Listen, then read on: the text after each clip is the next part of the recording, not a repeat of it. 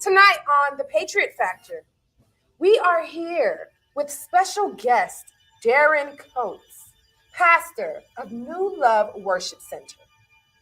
Pastor. Thank you for having me, Sarah. Thanks for coming.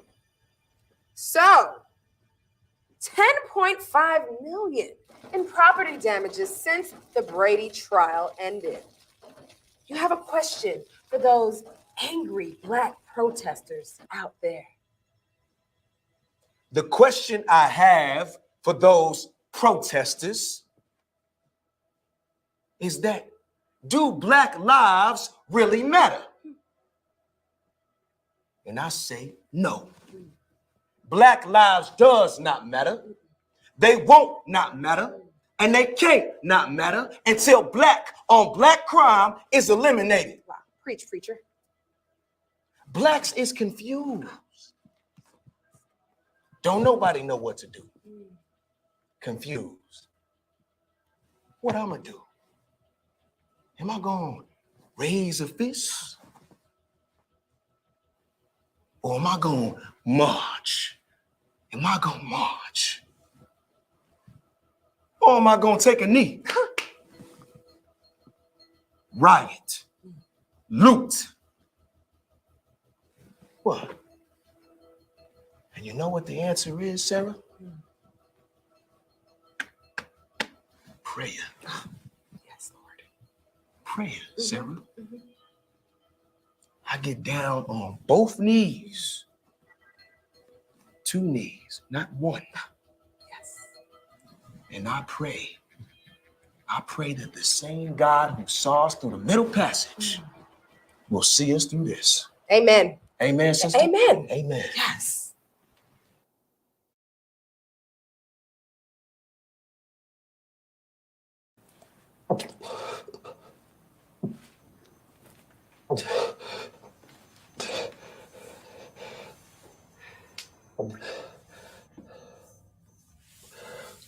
Let it out.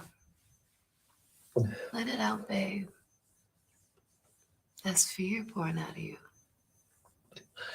It's like a sickness or a virus. Your body knows it doesn't belong, so it's rejecting it. It's purging it. Let it out. It's a good thing.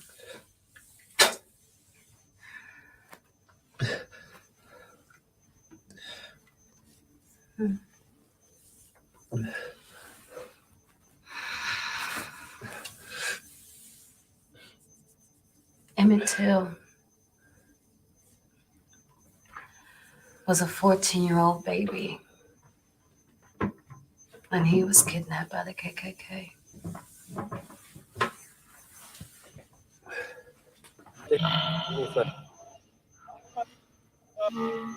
He was stripped, tied up, pistol whipped, sodomized, eye gouged, and then shot in the head. They dumped his lifeless, mutilated body into the river with a 75-pound fan tied around his neck for good measure. The names and faces of those murderers were known across the Delta. And yet, they walked around comfortable for decades. How? Anger burned inside the heart of Black men across the country. Their want for justice, as natural as breathing, but their fear of the KKK was so much greater. And the KKK knew this. And so, without the slightest concern for retribution, they did it again. Addie Mae Collins Cynthia Wesley, Carol Robertson, Carol Denise were incinerated by 16 sticks of military-grade dynamite planted by the KKK in their church. Not merely blown up, incinerated. That's how intense the heat from that explosion was. It decapitated Robertson. They were 13, 14 babies. Our babies.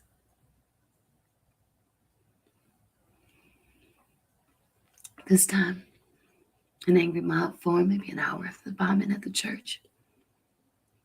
And then the pastor of this church came out, started reading Psalms 23, ensuring them that the man upstairs, he would make it all right.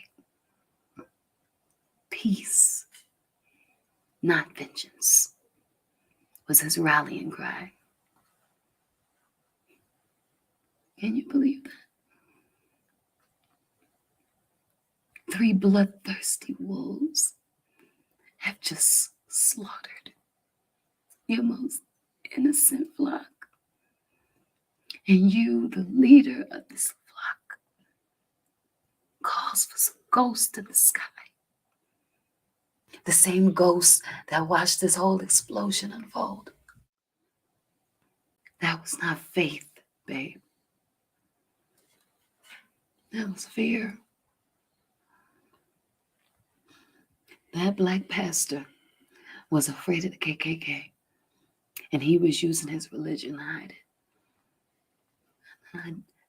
I hate to talk about the clergymen, because you know my family's background is in the church, but it's true. That had nothing to do with Jesus. He was afraid. Had that mob violently attacked those murderers in their homes that night, they might have thought twice about doing that again. Tasting your own blood, it has that effect. But no. Those racist murderers walked around Birmingham comfortable for decades, all without the slightest concern for retribution. And so, to nobody's surprise, they lynched again and again and again and again, 4,000 times. And those are just the times the FBI knows about. Roman Ducksworth, Charles Moore, Henry Dean, Jimmy Lee, Willie Edwards, Viola Louise Ho. Do you want me to keep going? Because I can.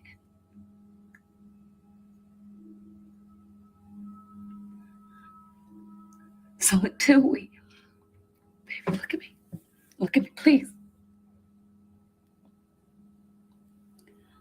Until we get over this fear that we have of the KKK, they will do this again.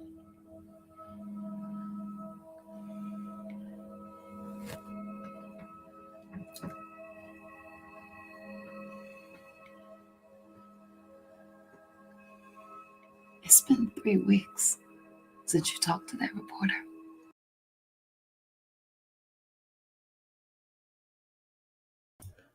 All right, what is good, my people? We are live back again with another live broadcast on the forecast. What's going on, Oni? What up, Bakari? Yo, that movie is called The Education of the Negro. Shouts out to Consider. She put me onto this movie, but yo, I think y'all should definitely watch it. You know what I'm saying? It's crazy kind of movie. You know what I'm saying?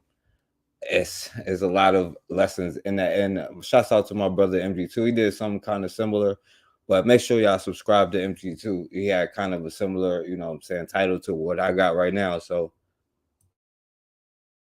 yo, it was a lot of stuff in that. But anyway. So before I get into what I'm gonna talk about, right, I'm gonna show something else too, right? And this is just to balance it out because we have to talk about some things in this weakness of fear.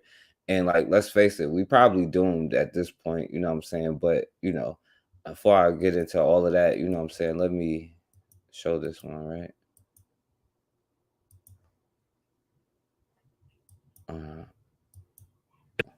Her wrist free from the handcuffs, and the handcuffs were put on properly. She was able to reach up on our consoles. There's several switches. One is a gun switch to unlock the gun lock, and she found it. It's on Tubi. It's free on Tubi, but it's like the Education of the Negro is free on Tubi if you look it up. But it's an interesting movie. I think that you should definitely watch it.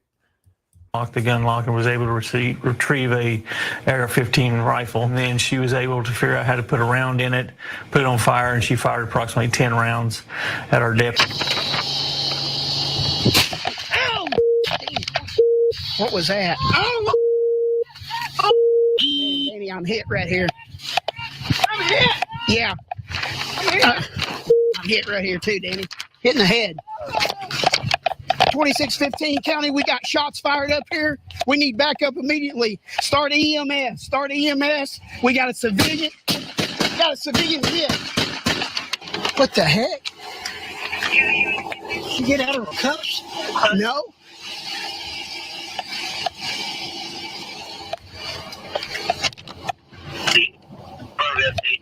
Did it go in? Stay in. You see her, Davey? You got eyes on? Huh? Shots fired. Get over here. Get over here. Your dad's hit, man. All right, I'm gonna stop it right there, right? So I had to show that to equal out the balance for what we're gonna talk about today. You know what I'm saying? Because it is what it is. So anyway, a lot of stuff, and that like the first part that I did play, like what she said was real. They walked around comfortable. We don't recognize who our friends are. We don't protect our communities, and this fear, it got to be purged out of us. You know what I'm saying? Yeah, she walked. Yeah, well, she was being arrested, but they didn't shoot at her or nothing. She just got arrested, and that was that. You know what I'm saying? She popped the dude, and that was that. White on white crime. You know how these white bitches do. But that's what people use to show the biases in this stuff. But we already know the bias in the policing and all of this stuff. Well, I would hope that we do, but unfortunately, it don't look like we do.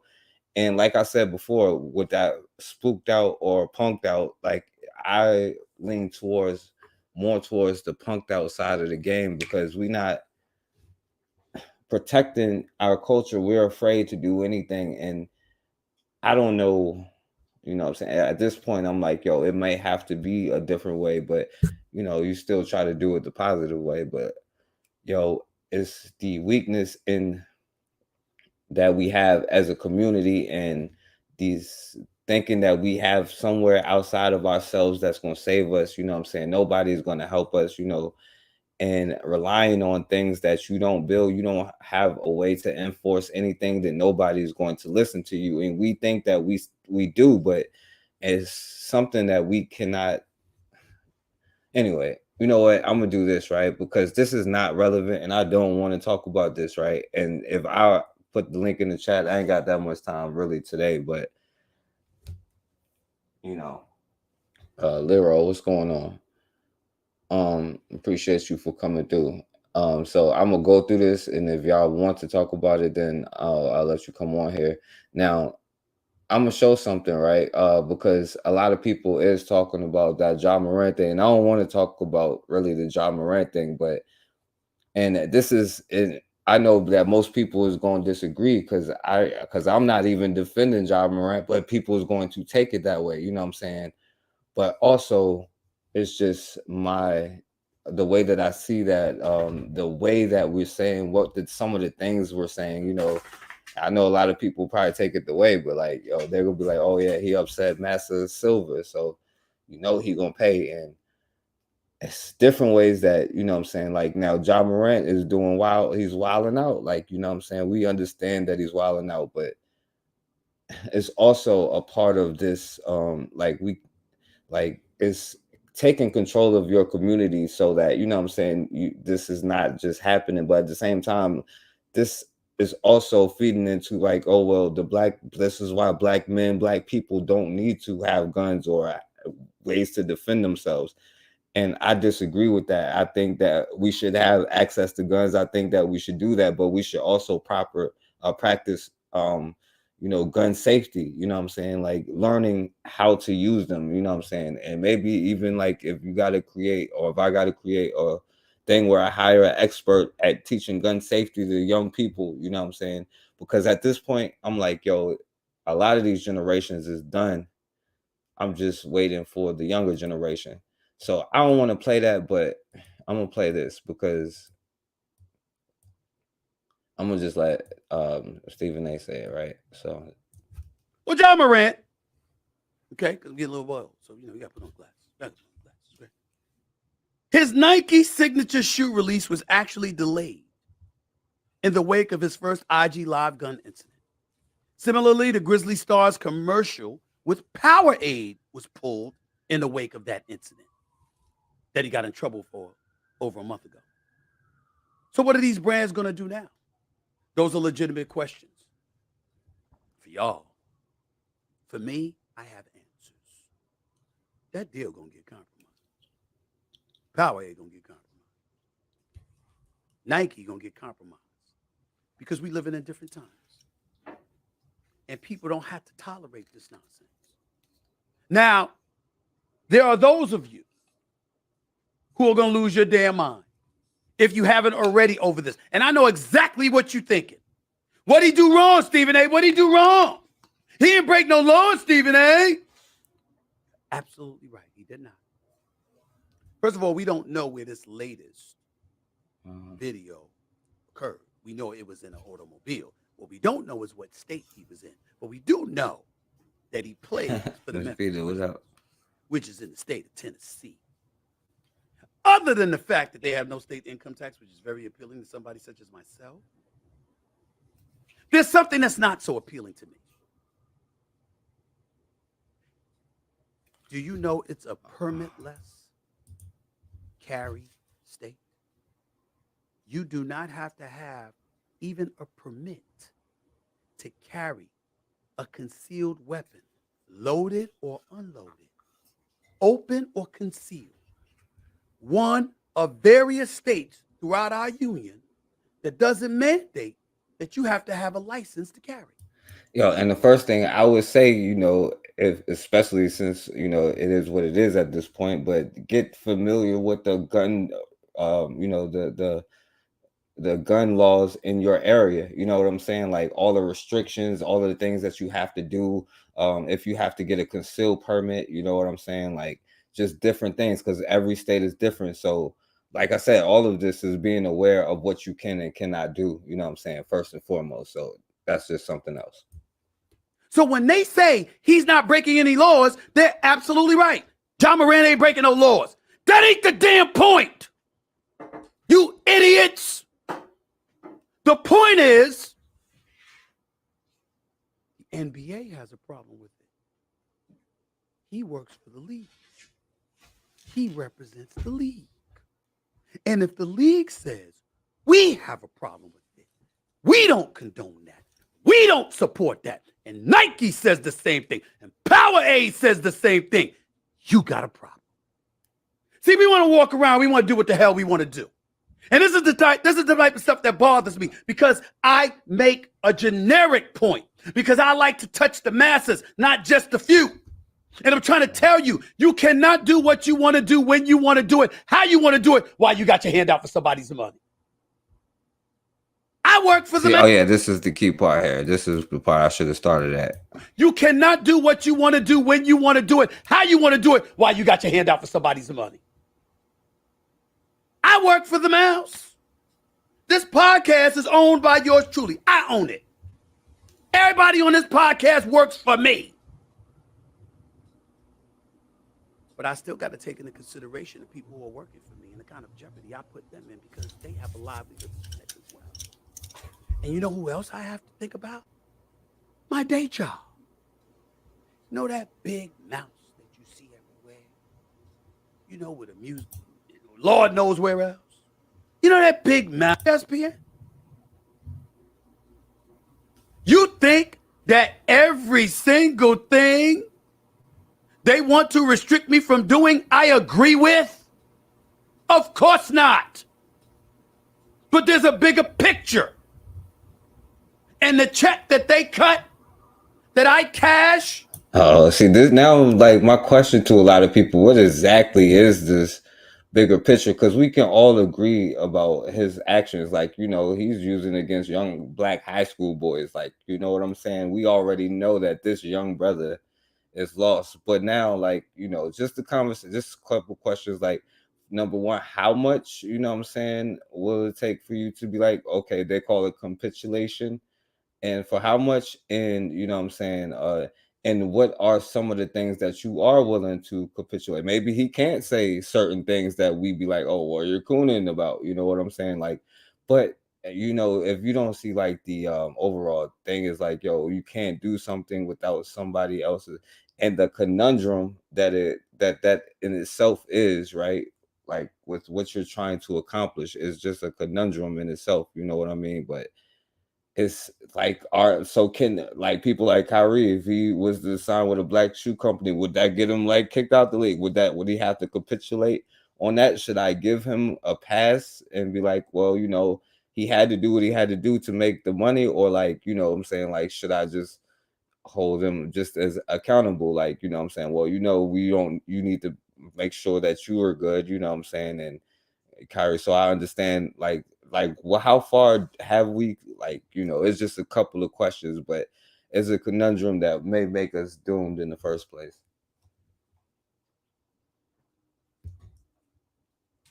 All right, it does say that's what he said. Cut the check, and what are you willing to cut the check, and for how much? So a couple of million, you know what I'm saying? Like, yeah, like in that movie, they was talking about manipulation, right? You know what they, and he brought up the NCAA, where these old white dudes use young black boys to make billions of dollars every year and tell them, well, this is just whatever. Now they got the NIL deals and stuff like that, which is good. And I see black people capitalize. A young brother going to a HBCU has got one. I saw that. I forget. It's in Virginia. I think he was going to Virginia State or something. I forget which college.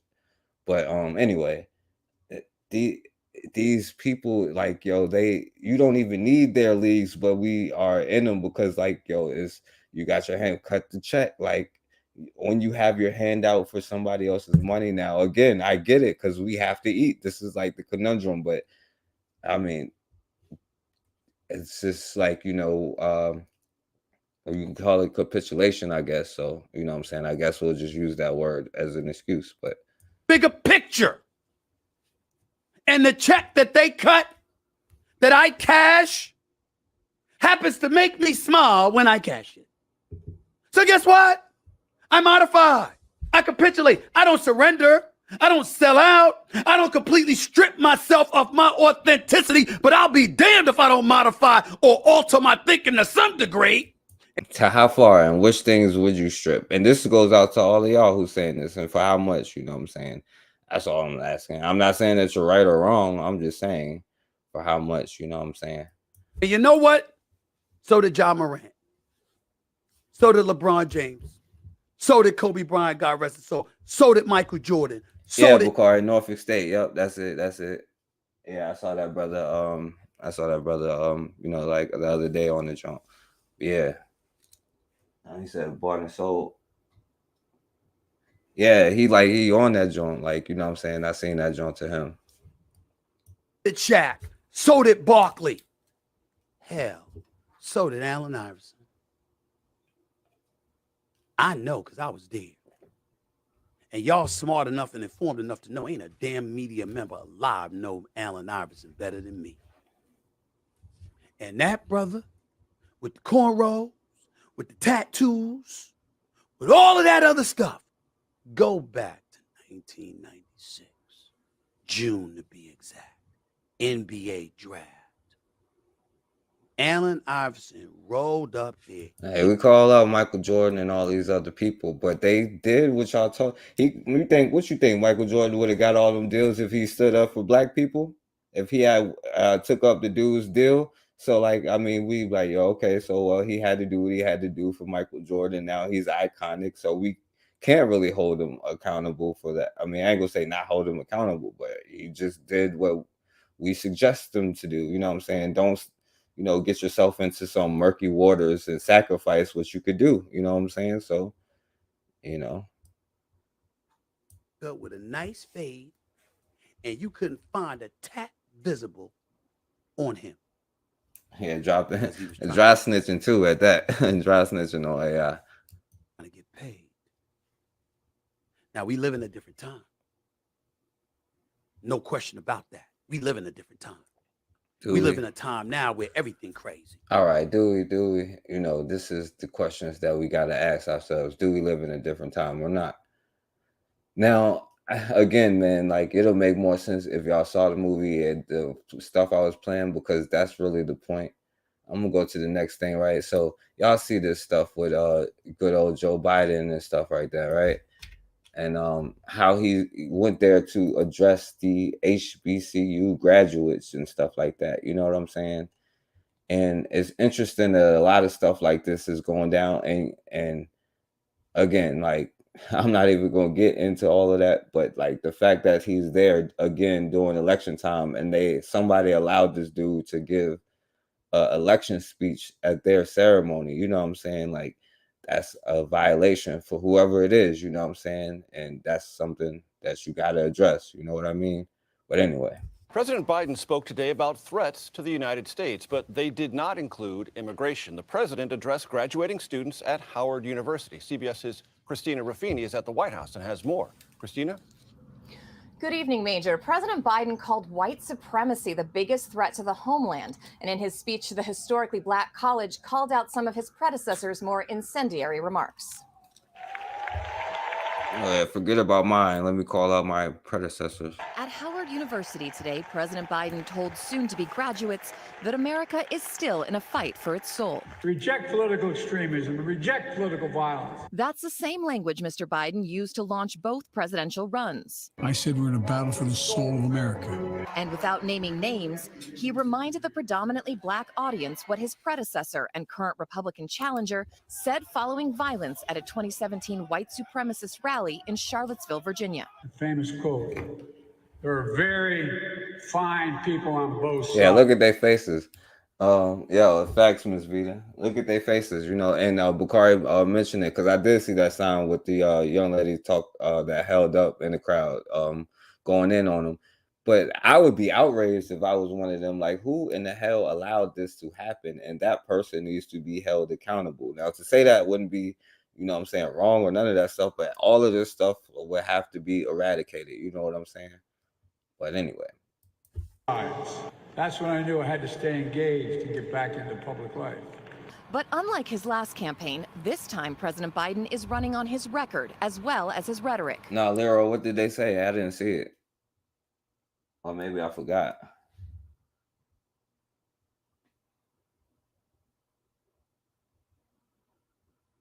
What's going on, real black gentlemen?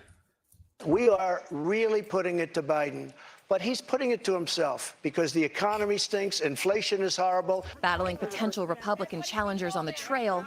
If we make 2024 election a referendum on Joe Biden and his failures, Republicans will win across the board. And House Republicans back in Washington. All right, so and then DeSantis is there because I want to not for the reasons everybody else talking about, which is weird, but it's something I want y'all to see. But I don't want to play this dude video, but I have to because he's the only one that had it kind of in one spot. Just some of the stuff that Joe Biden was saying. because they skip out and leave out a lot of some of the stuff he was saying. Yeah, he mentioned nothing about his whole role and all of that, you know what I'm saying? But Unity over disunion, progress over retreat. Stand up against the poison of white supremacy, as I did my inaugural address, to single out as the most dangerous terrorist threat to our homeland is white supremacy. And I'm not saying this because I'm at a black HBCU. he has a black one as opposed to the white one that, you know, that also gets thrown in there. But I'm just joking. But all right, my bad. That was a bad joke. I'm sorry, Bakar. That was a bad joke. I'll take it back. Black HBCU. I say wherever I go. The most dangerous terrorist to our homeland is whites. Who said this not too long ago? If you have a problem figuring out whether you're for me or Trump, then you ain't black. But here's the kick. Who said this? Because of your power, we took the most significant law on gun violence. We passed it, most significant law in 30 years. But we will not give up. I got the assault weapons ban passed 30 years ago, and we're going to pass it again. Yeah, you heard that. So, Daryl said there's a link to it. They made a solidarity statement in regards to the recent Joe Biden incident. That's what's up. I'm proud for them. That's good. See, I told you, man. I got faith in the younger people, man. Oh, damn. They talking about capitalism and all that stuff. Oh, Lord. Never mind. No, I'm just joking. All right. Bakari said he's the poison. Yeah, he's the white one. So, yeah, but anyway, he was talking about his ban on ARs or whatever. You know what I'm saying? So, it's going to use, like, yeah, we're going to talk about banning these guns and all of this stuff. And then you have people like they're going to use Ja Moran, a black man, as the face of why people in your community that look like you, because it's like one in all of us. You know what I'm saying? They're going to use that kind of stuff to try to disarm you. That's like always the number one goal, because why would you want to arm your people? You know what I'm saying? Or whatever. So speaking of DeSantis, so I can go through this real quick. All right. I want you to see what he was talking about, the white boy that choked out the dude on the train.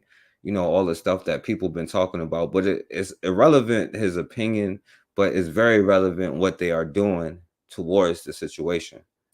The give, send, go of Daniel Penny, this former Marine up in New York, who defended people on the subway. Bakar, he was like, yo, would you go to the grocery store and talk to an 88-year-old white dude if you got the chance? Like, he's just an old white dude. Why would you talk to him? He don't even know what he's talking about. Like, he probably got like dementia and everything. Like, you might well go to the grocery store and talk to any random 80-year-old white dude. You know what I'm saying? For that man. But I guess, yo, he's the president of good old America. Got you. The give, send, go went through the roof. You were criticized for it. President Trump said he wasn't going to say anything about it yet, but a lot of people believe this man is a hero. Would you just like to comment on that situation, what happened in New York with that Marine defending people on the subway? Well, look, as a vet, vets look out for other vets. And what we can't have in our society is inmates running the asylum. And what you saw on the subway was you saw a guy that was very dangerous. He was putting people in harm's way. He was boasting that he may do harm. And I think to be able to step in as a good Samaritan and protect people, I think that that's something that was the right thing to do. And I don't. But yeah, and Bakari, that's the thing. Like, Biden may get the white militias back, but so will they. The white militias is there the whole time anyway. No matter who's doing what, they are there, right? And they walk around comfortably after. Like, we can go to every generation and have names that we'll be here for 3 days naming from every single generation, and they still walking around comfortably. You know what I'm saying, doing and saying these things. But it's also, you see how he said, yo, well, veterans, as veterans, you know what I'm saying, we got to have each other's back. But, you know, like, they understand what they're saying. They are all white nationalists. All of them, both sides are white nationalists. Yeah, they steady trying to justify it. You know what I'm saying? I don't think he should be prosecuted. I think you have a prosecutor there that sides with the criminal element over law-abiding citizens. And when people have the temerity to fight back against the criminal element, he goes after them. And so hopefully with him raising... You could flip it around and be like, yeah, once you start going after the criminal element and that's hurting your communities and stuff like this, and not just only black people, all right? Because then we're going to be bringing out, Psalms 63, what I'm saying, talking about peace and not vengeance. And it's not vengeance, it's called justice. People have the temerity to fight back against the criminal element, he goes after them. And so hopefully with him raising all this money, he's going to be able to beat this case. I hope the charges are dropped, but if they're not, I think he's going to be able to win in the end. All right, everybody. All right, so there you go. That's the hopeful for president saying he's going to have him drop. Yeah, they and that's the thing that the dumb white people don't even realize. Like the VA don't even take care of them after they get their, stuff shot off in war.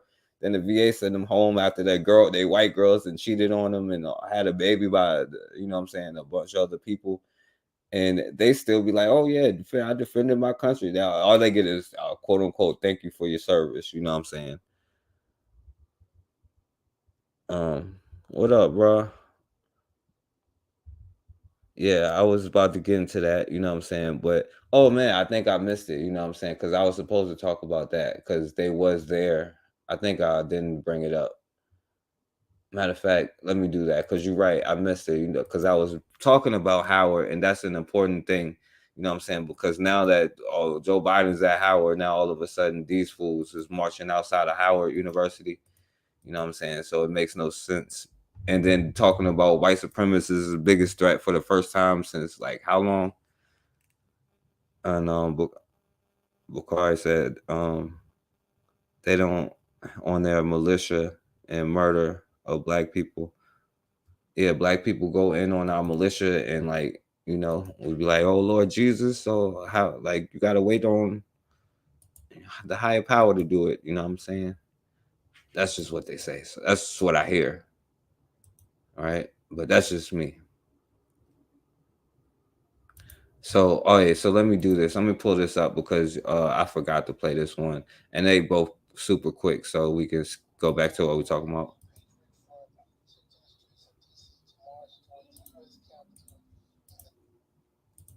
My bad. All right, hold on. Let me pull it up. My bad, because I forgot to pull it up. Because yeah, thanks for that, Lero.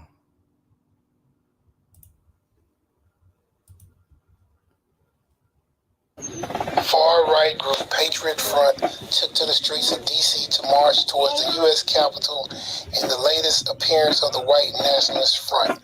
Approximately 200 people advanced along the National Mall on Saturday, flanked by police to keep the extremists separated from a small group of counter-protesters. According to its websites, the White Nationalist group claims its activism is intended to assert cultural independence founded in our European race. The Patriot Front made headlines last month when they descended on Satan Con in Boston, where the largest satanic gathering in history saw furious clashes between the far-right activists and religious zealots. Is it just me, or are they dressed like the feds?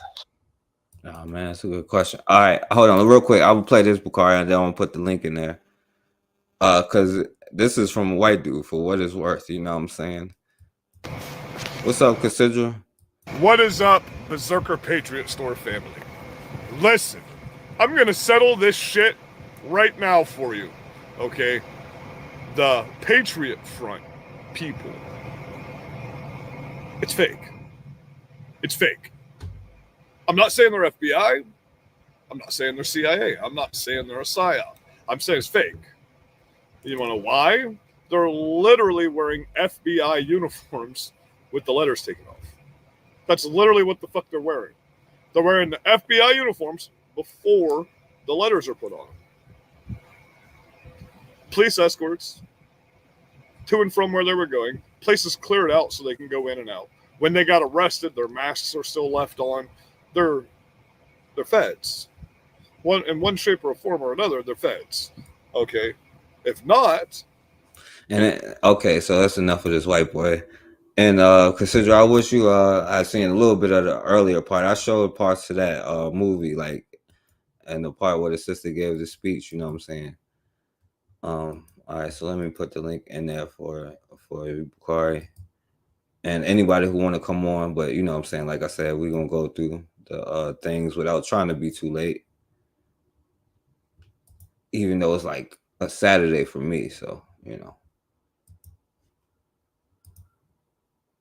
But yeah, cause we was talking about this, you know, and like you have whatchamacallit at you know, Joe Biden at Howard talking about, you know, why is he sitting there telling these, you know what I'm saying, black children as they speech, you know.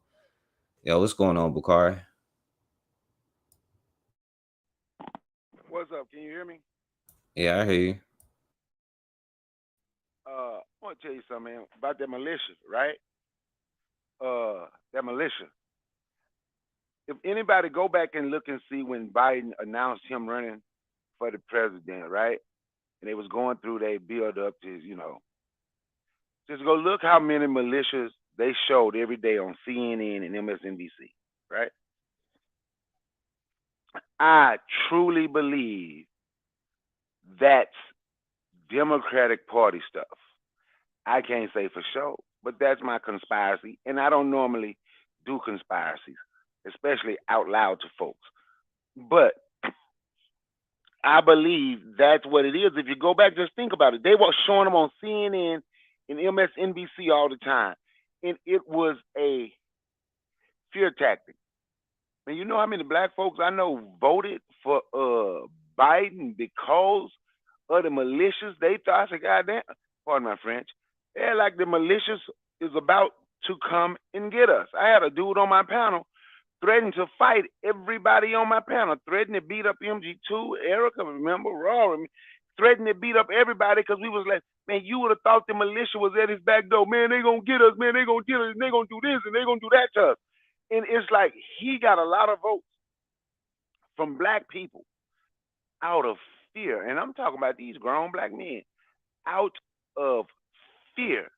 Do I believe something going to happen? Because you know what? I'm going to show you. Because it's coming from both sides. Like we was talking about earlier, a senator from Alabama, Tommy Tuberville. Yeah, Bakari, I'm gonna show that. It's like 20 seconds, cause yeah, but you can talk about it. But yeah, I'm gonna show that. Yeah. When they was talking about they don't want white nationalists in the military. He talking about how they're good soldiers and we need them in the military, so on and so forth. And what you say? How we need them, need those people, and he don't call them white nationalists. He call them Americans. And I want our folks to think about this, because folk has just said the man spoke at speaking at HBCUs. He spoke at one college, Howard. But anyway, He said no. Anyway, I'm saying he I'm said I'm messing with you. speaking that. No, I'm just saying like Bill Biden was like I'm a messing black. with you. No, I'm just saying Joe Biden was like a black HBCU at that. I know. I think he must normally speak at the one in West Virginia. But but anyway, think about it like this. That dude, Tommy Tuberville, I'm talking about, who's a senator, who's basically, if you listen to his whole thing, he letting you know how he feels. Basically calling for civil war. He was a college football coach at 2 SEC schools. Who do you think he was coaching? And how do you think our folks is getting treated? But we still dealing with these people as if they're friends. We don't understand that we have no friends. We have no friends.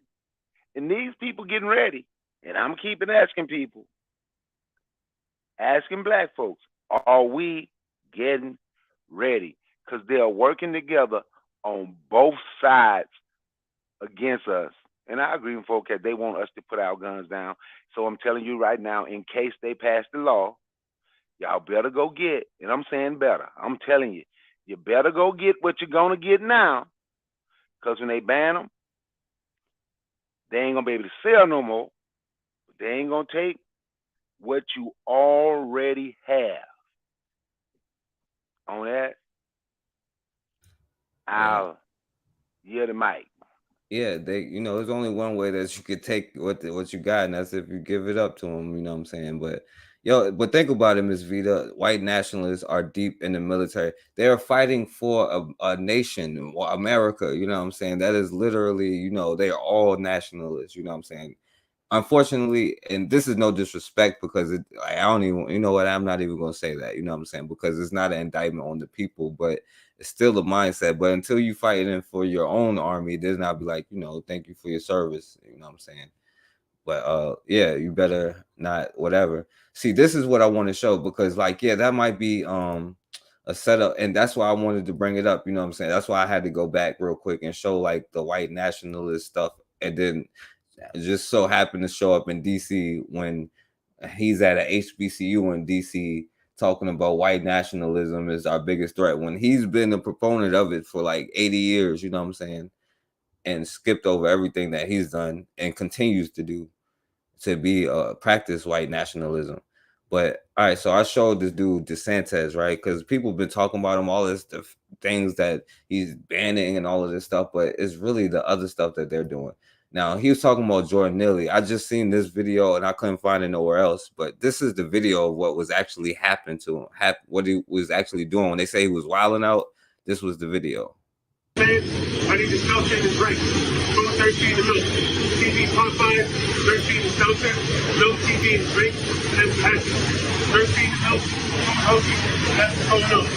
Seltzer to drink. 13 to milk. Food, TV, Popeyes. 13 to drink. TV, milk. 13 to food. Drink hungry. I need to survive. Milk, seltzer. Drink hungry. That's what happens. Yeah, so that was the actual video of what he was doing, you know what I'm saying, that when they said he was threatening people, you know what I'm saying, that was what was happening. But the thing is, and why I brought up DeSantis is because he promoted this thing here where this dude, where you talking about the real threats, you know what I'm saying, because the dude is dead, you know what I'm saying, unless you're gonna be like he didn't exist and he was a public stunt or something. Like, so he's dead. And this fundraiser that they put together, now the family of these people and the family of all of our people, we can't put together fundraisers to get anything done with each other. But this killer, you know what I'm saying, of a dude, you saw what he was just doing, and he got a fundraiser that gets millions of dollars.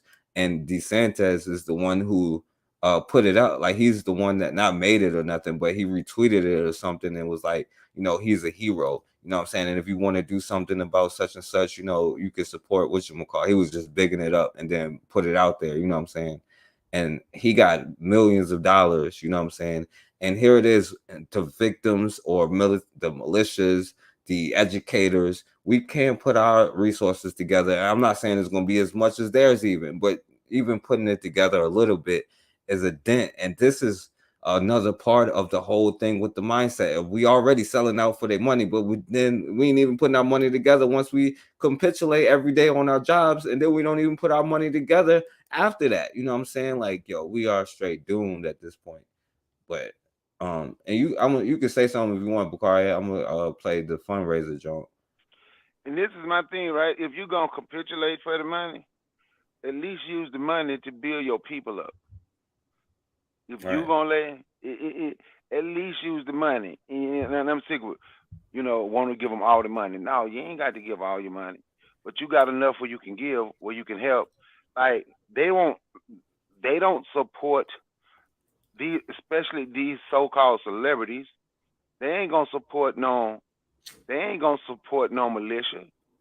They ain't gonna support nothing like that. Most of them, anyway, if they do it, and the thing about it, they don't even have to do it publicly. I ain't gonna go out there and call your name. Ooh, Jason Tatum gave $1 million for this. I'm not gonna call your name. We not gonna call your name. And they are, and that's what we need to be doing. If you mean, you say dark money is funding those GoFundMe, I don't know what, if that means criminal money. It funded this whole country. It built Miami. But we need to, if you think about it in all honesty, right? But Those are some of the things we need to do. But we're so divided and so separated from generation. Our men and women, we're separated. Everything about us, and I say it like this: these people ran us crazy. These people literally is running us crazy. Has run us crazy, and I mean that in the nicest way possible.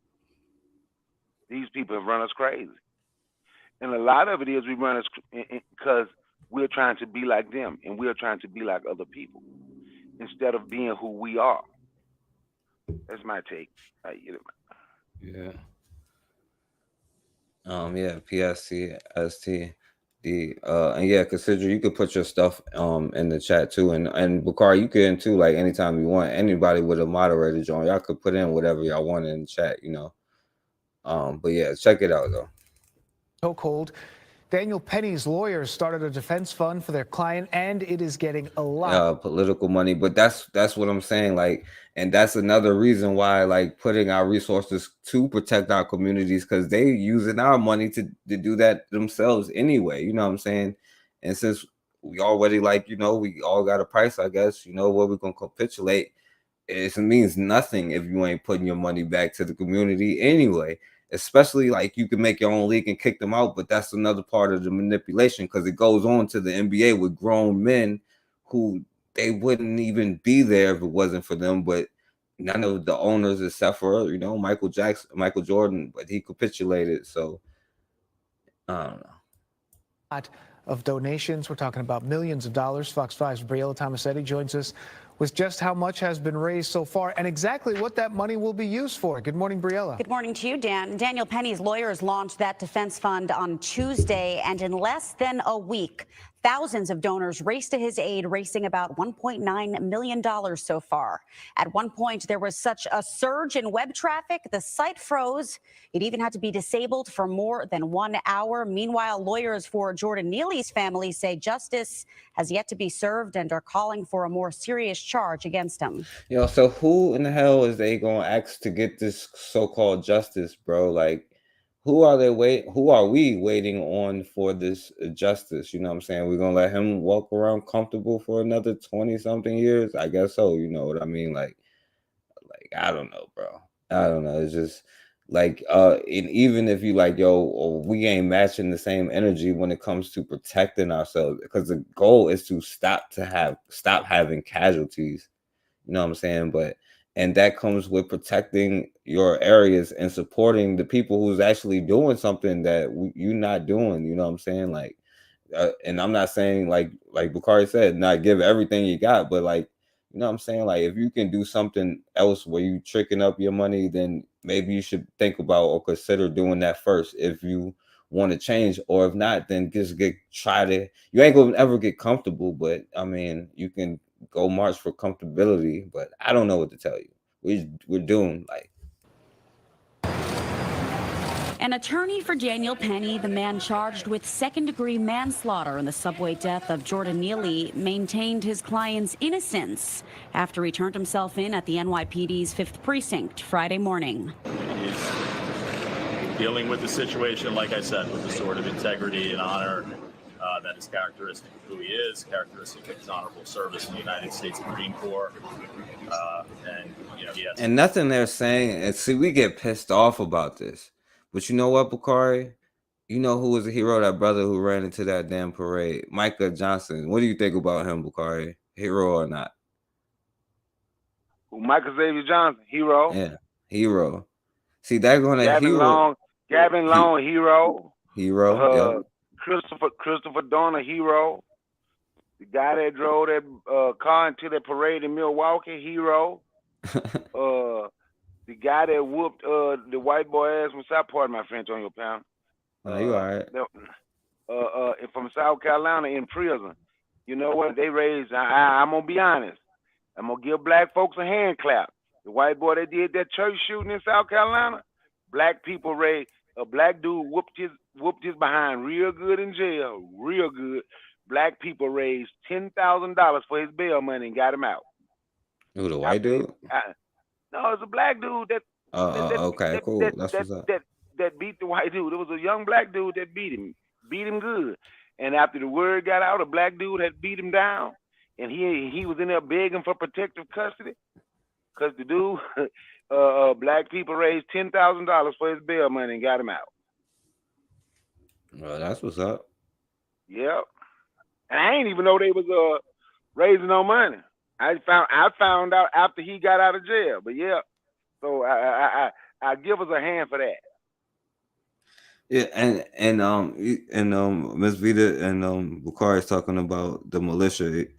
Some of these militias have deep pockets with poor members. Yeah, and like all of these militias is like how can I, like, I don't know. I don't know. I because like I get what y'all saying about like these militias. It's just that, you know, like that's what they're always been there doing. That's what they're going to do. You know what I'm saying? Like, and I get like that's why I agree with what y'all saying. But like, of course they are funded. Like, they are working in the best interest of themselves. Of course they're going to be funded, and the purpose is to fund and do this stuff with ours instead of looking down on ours. And you know what I'm saying, jumping on other things that we would want to, like, you know, because you know how they do, like, where they'll make us the face of negative stuff while they're sitting here getting themselves armed and ready, and then we sitting here like, oh, we need to ban guns. Like, no, we need to learn gun safety, gun protection, and ultimately learn how to fire the gun in the right direction. You know what I'm saying? Instead of pointing it inward, turn it outward. That's what we need to be learning, instead of, you know, like trying not to have this stuff in our communities. Like, and you know, even if we the ones, because maybe that's a thing that's missing that, you know, we have to put together, you know what I'm saying, ourselves. So, but like I said, this dude got a fundraiser with millions of dollars. So gun safety and gun training for young people, like, that should be getting millions of dollars from us, but it just doesn't, you know.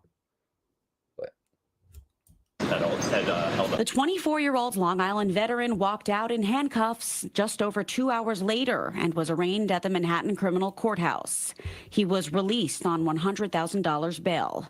A crowd-funded defense fund for Penny has raised nearly $2 million.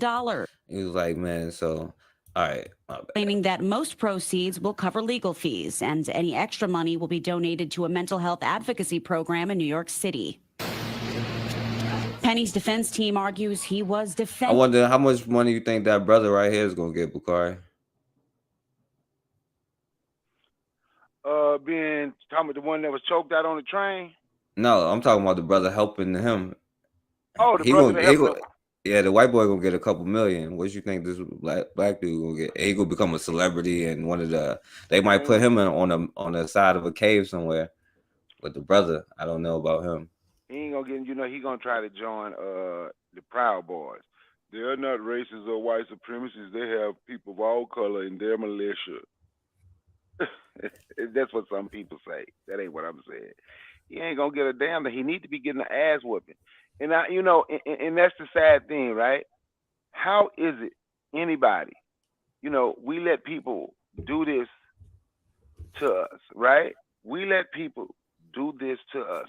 Like, remember when you showed that video of the white guy complaining, talking about he been getting threats, right? Right. That killed him for that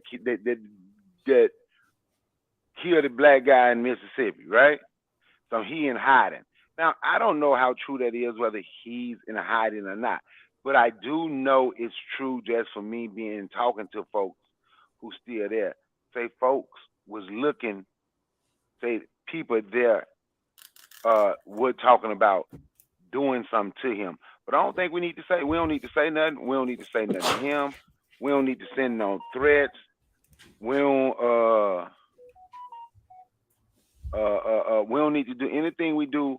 We just need to learn to be quiet, like they do. You know, let's creep up behind them and get them the 15-minute subway chokehold. You understand what I'm saying? Yeah, he was threatening all the black passengers on board. So yeah, let's tip up behind him.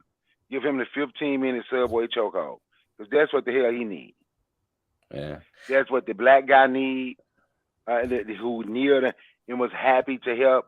That's what who they be playing all the time, Steven from Django. That's what we gonna call that black guy. That's what Steven from Django needs. He need a 15-minute subway chokehold put on his ass when he go back to his neighborhood. And That's if he even live around black folk. And that's the thing, like, see, and some of these people, like, because they're gonna try to make him like a hero, like Michael Johnson or any of these people. Now the problem is, right, and this comes up back to us, like, because it's all about enforcement. This is why a lot of black people are scared. But maybe if you make other people scared, they'd be scared to do it to you. But like this white boy, they probably, like I said, they're gonna idolize him, and I'll be like, yo, like we say Michael Johnson hero, they be like him, Dylan Roof, all these other people as heroes. Now this white boy is gonna be walking around living, Dylan Roof walking around living, George Zimmerman walking around living. All the brothers that we named, are they alive? None of the brothers we naming is alive. You know, they hold those people up on a pedestal. They hold them on a pedestal, and that is something we have to start doing. Cause Sidra is funny. Cause Sidra say, "Ain't that rifleman holding his feet?" I think I see a mustache right there. I don't know. Y'all stupid. But that's the thing. Imagine if their heroes met the same fate as ours, though. You know what I'm saying? Like, would they? You know, it is what it is. Would they would stop. But I'm going to tell you something. You know what make it easy for people to do something to black folks? And not because people like to say, yeah, they do it because we do it. That ain't why they do it. They do it, and they are knowing it ain't going to be no retaliation. And I honestly believe what we don't understand, we have been challenged, and black men ain't stepping up to the challenge.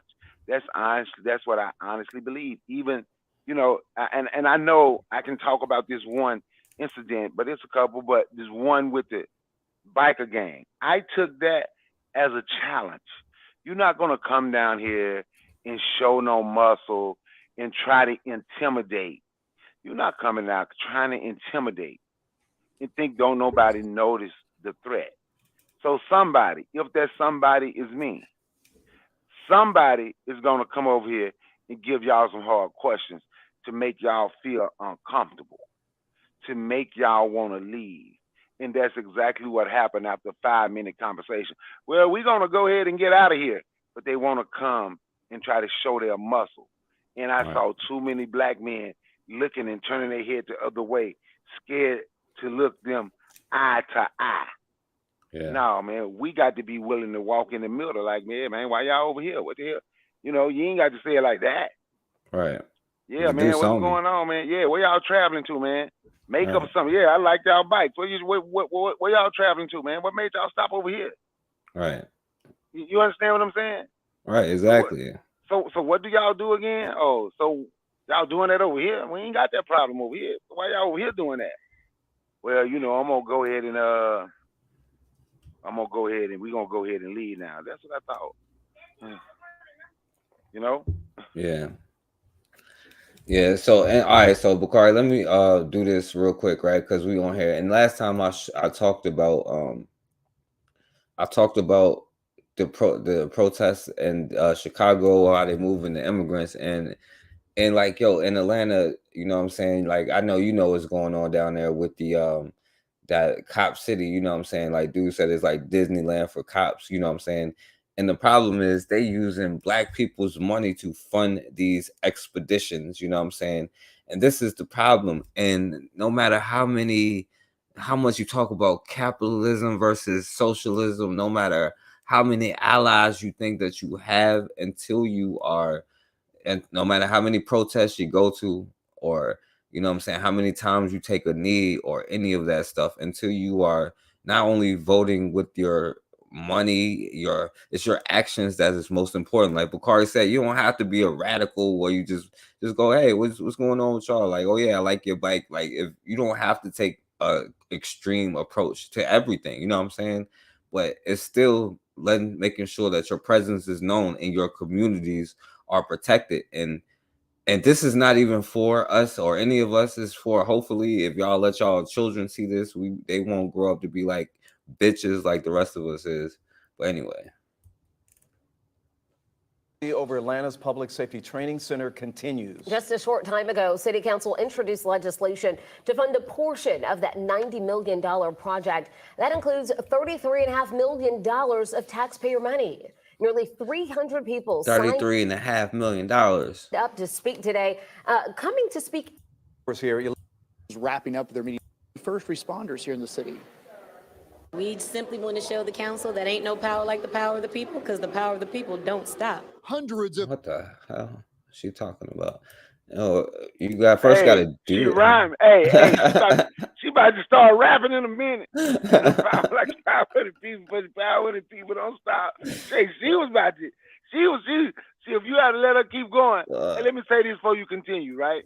And I don't know if you're gonna show this, but if you do, if y'all see them fighting at Cop City and burning stuff up, if y'all see any of that YouTube images, what they try to do is put that, they'll show that, and then put the camera on black people.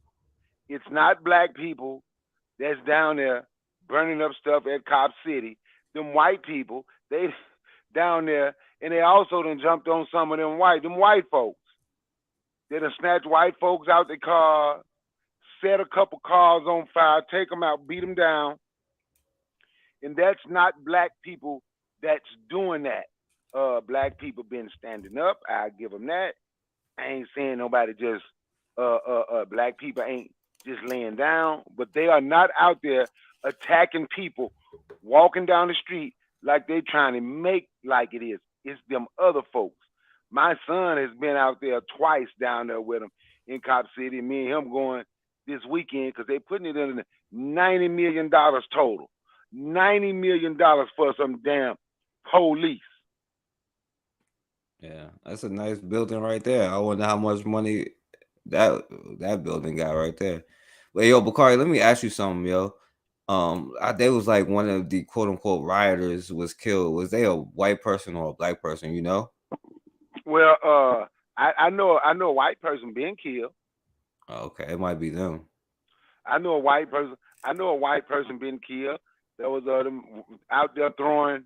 And one time he was ready to go, and I stopped him from going because you see they down there. They were throwing stuff at the police, then screaming, we're just a nonviolent protest, and I believe that those people get sent to cause stuff, to cause problems, like Antifa. I was been in a couple places with them, and I see the stuff they do, and how they try to agitate police with guns, while black people in Atlanta, when black people and the police were standing face to face after that brother was killed at that Wendy's, we down there, and Antifa come up, all the black, everybody down there saying, we don't want you here. And they go stand behind the black people. So they put the black people as a shield, like they just go stand behind them and start throwing rocks and batteries and frozen bottles of water at the police, almost like daring them to use their weapons. But they wouldn't have been hit. It would have been black people that would have gotten shot. Yo, and let me say this, Bakari, and this is tough to say, right? Now, you're right, because I agree with you. Black people is not going to do that. Like when they had the riots, so they was talking about the stuff here in Virginia, it was a bunch of white people out there burning up other stuff. You know what I'm saying? Black people wasn't really out there doing anything. And you know what, Bakari? That's a little bit concerning because even if somebody else do it, we still gonna get shot up and doing it anyway.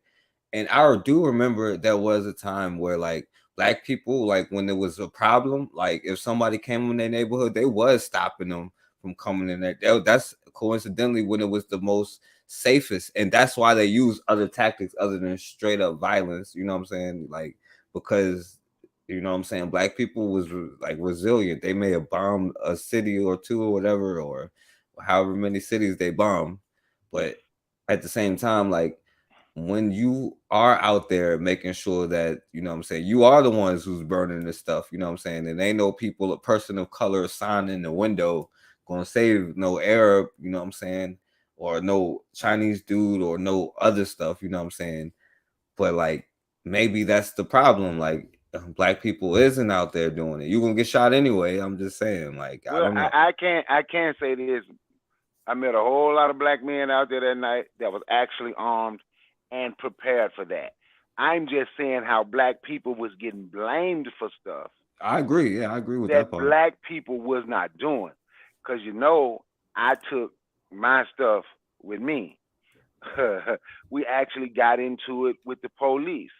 Cause I went down there to see what was going on. Like the brother, like I said, when they killed that brother, I was down there. I knew who set the Wendy's on fire because we seen them, and they tried to put that on black people, and that was not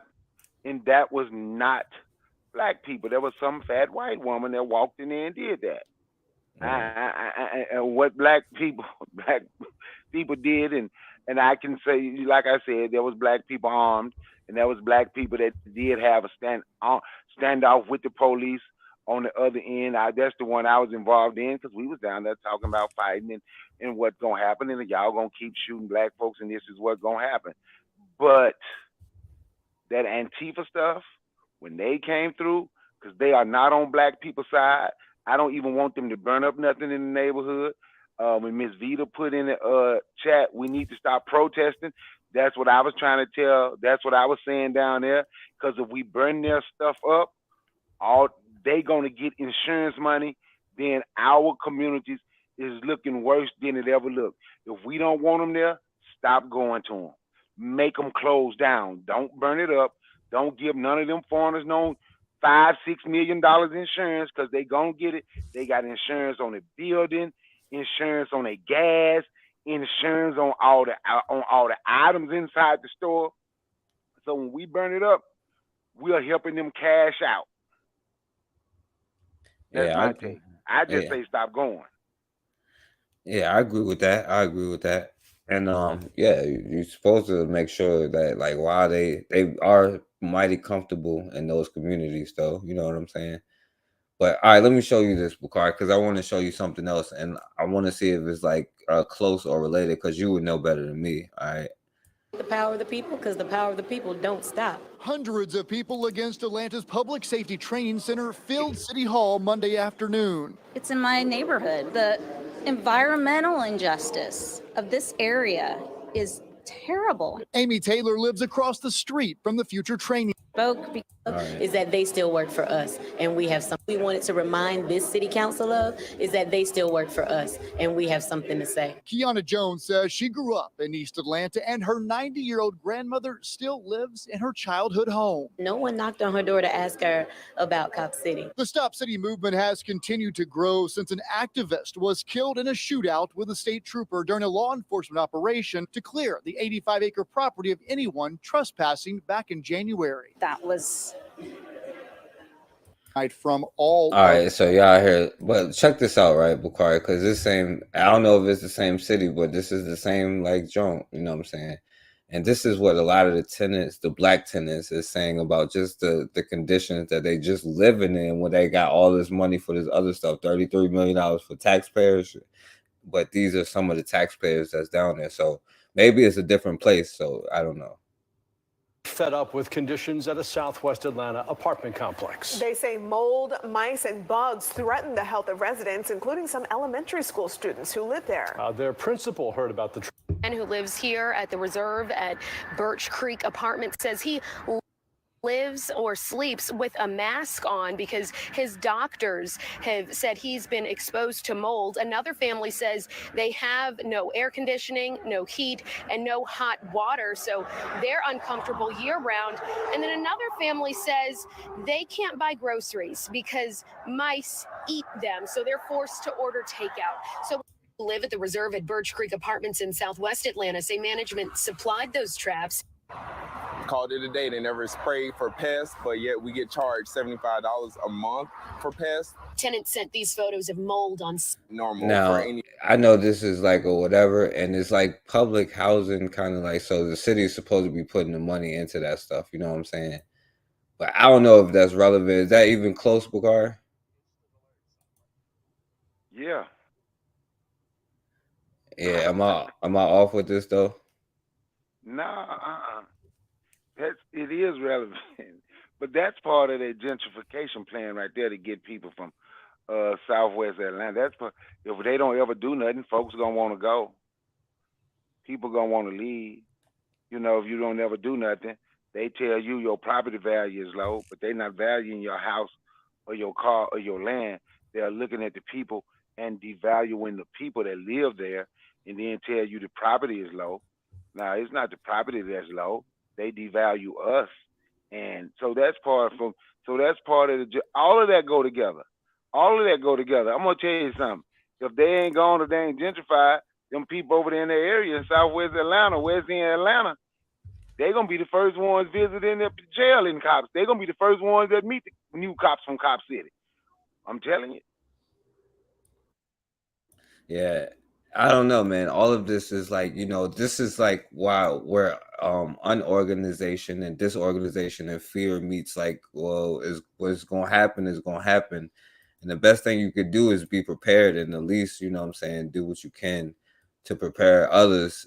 And that's close because it may be only one way that we can save us. But I'm gonna get back onto what we was talking about, Bakari, because I wanted to mention that because I do think that it is relevant as far as all of this. We wonder why we have, like, you have poor water. I think that has something maybe to do with our mental health issues, and the stuff that we eat has definitely something to do with the life expectancy that we have, and the giving our children away for their education is definitely a problem with their mindsets, and like we screwed all the way up, you know what I'm saying?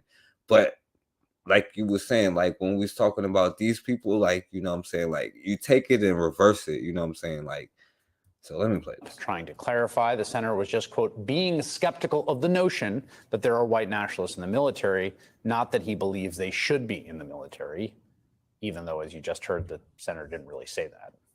Jamel Bowie is just another point of view, an ideology that's just as legitimate as any other.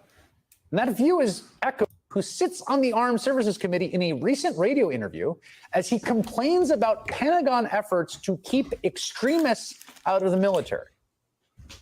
We are losing in the military so fast our readiness in terms of recruitment. And why? I can tell you why. Because the Democrats are attacking our military, saying we need to get out the white extremists, the white nationalists, people that don't believe in our agenda as Joe Biden agenda. They're destroying it. You mentioned the Biden administration trying to prevent white nationalists from being in the military. Do you believe they should allow white nationalists in the military? Well, they call them that. I call them Americans.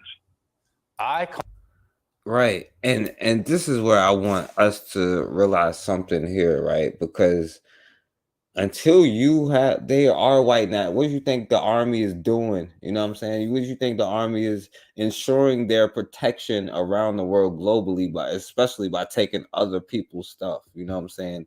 They are all white nationalists. They want their country, which is America, which is their nation, to survive. And by doing that, how did they get their prosper? How do they prosper? By destroying other nations and taking their resources and using it for what they want to. And how do they do that? By using, you know what I'm saying, brute force, you know what I mean? Like, and also using deceptive methods, like getting used to be divided and fighting each other, because they can't just beat you that way. You know what I'm saying? So like, we'll be like, it's extremists and stuff, but like, you need your own military to defend yourself. And that's what we have to realize, like that fear that we have, and we have no other choice. You know what I'm saying? Well, the choice that we have is what we continue to be on. Maybe we can protest for like, another 60 years, and you know what I'm saying, hopefully we'll get Cop City only get 30 million instead of 33 million, you know what I'm saying, in 10 years. You know what I mean? But I don't know, man. Like, you want your people to defend you. That's who they are. And Bakari, you mentioned that this is another person, and when it comes to sports, where he is teaching or coaching all of these young black men, you know what I'm saying, and getting rich in the position that he is that he's in off of young black men. And here is what he's been thinking about the whole time. You know what I'm saying? But yeah, go ahead, Bakari.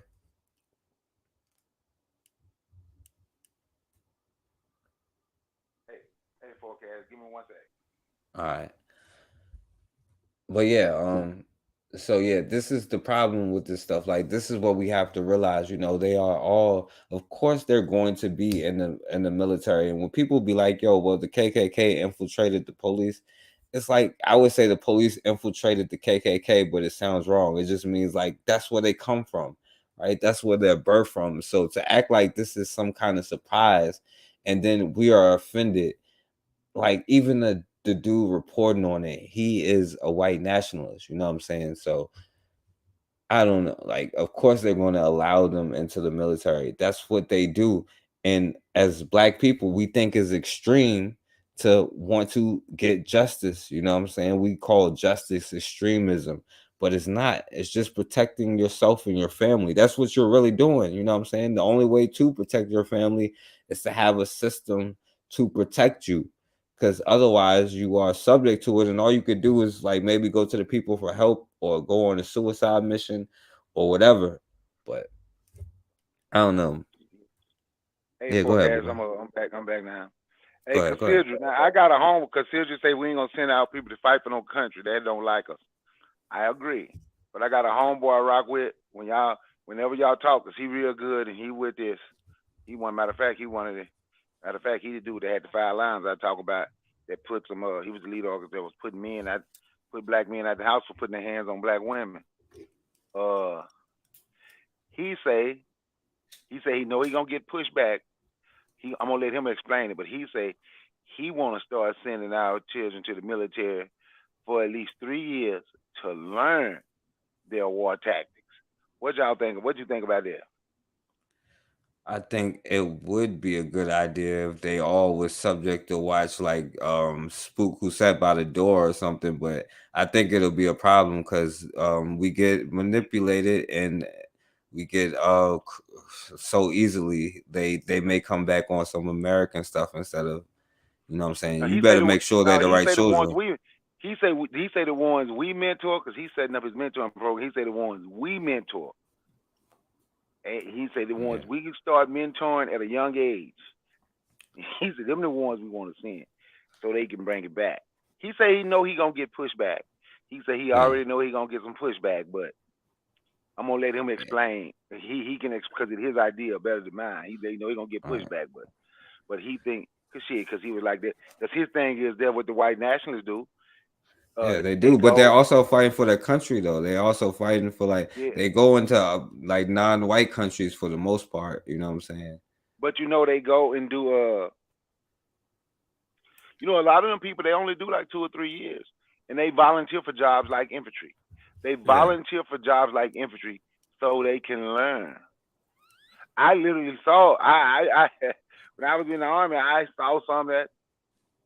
Excuse me. That's literally why they were there. They didn't say it like that, but man, I can only do 2 years. I can only do 3 years. Man, I got to go back home after that. I can't give them more time than that. Yeah, and Ross said, "What about all them shots and all that stuff they give you in the military?" Yeah, they give you shots. A whole lot of them. Yo, what They up, give you. Shanique? They give you a whole lot of them.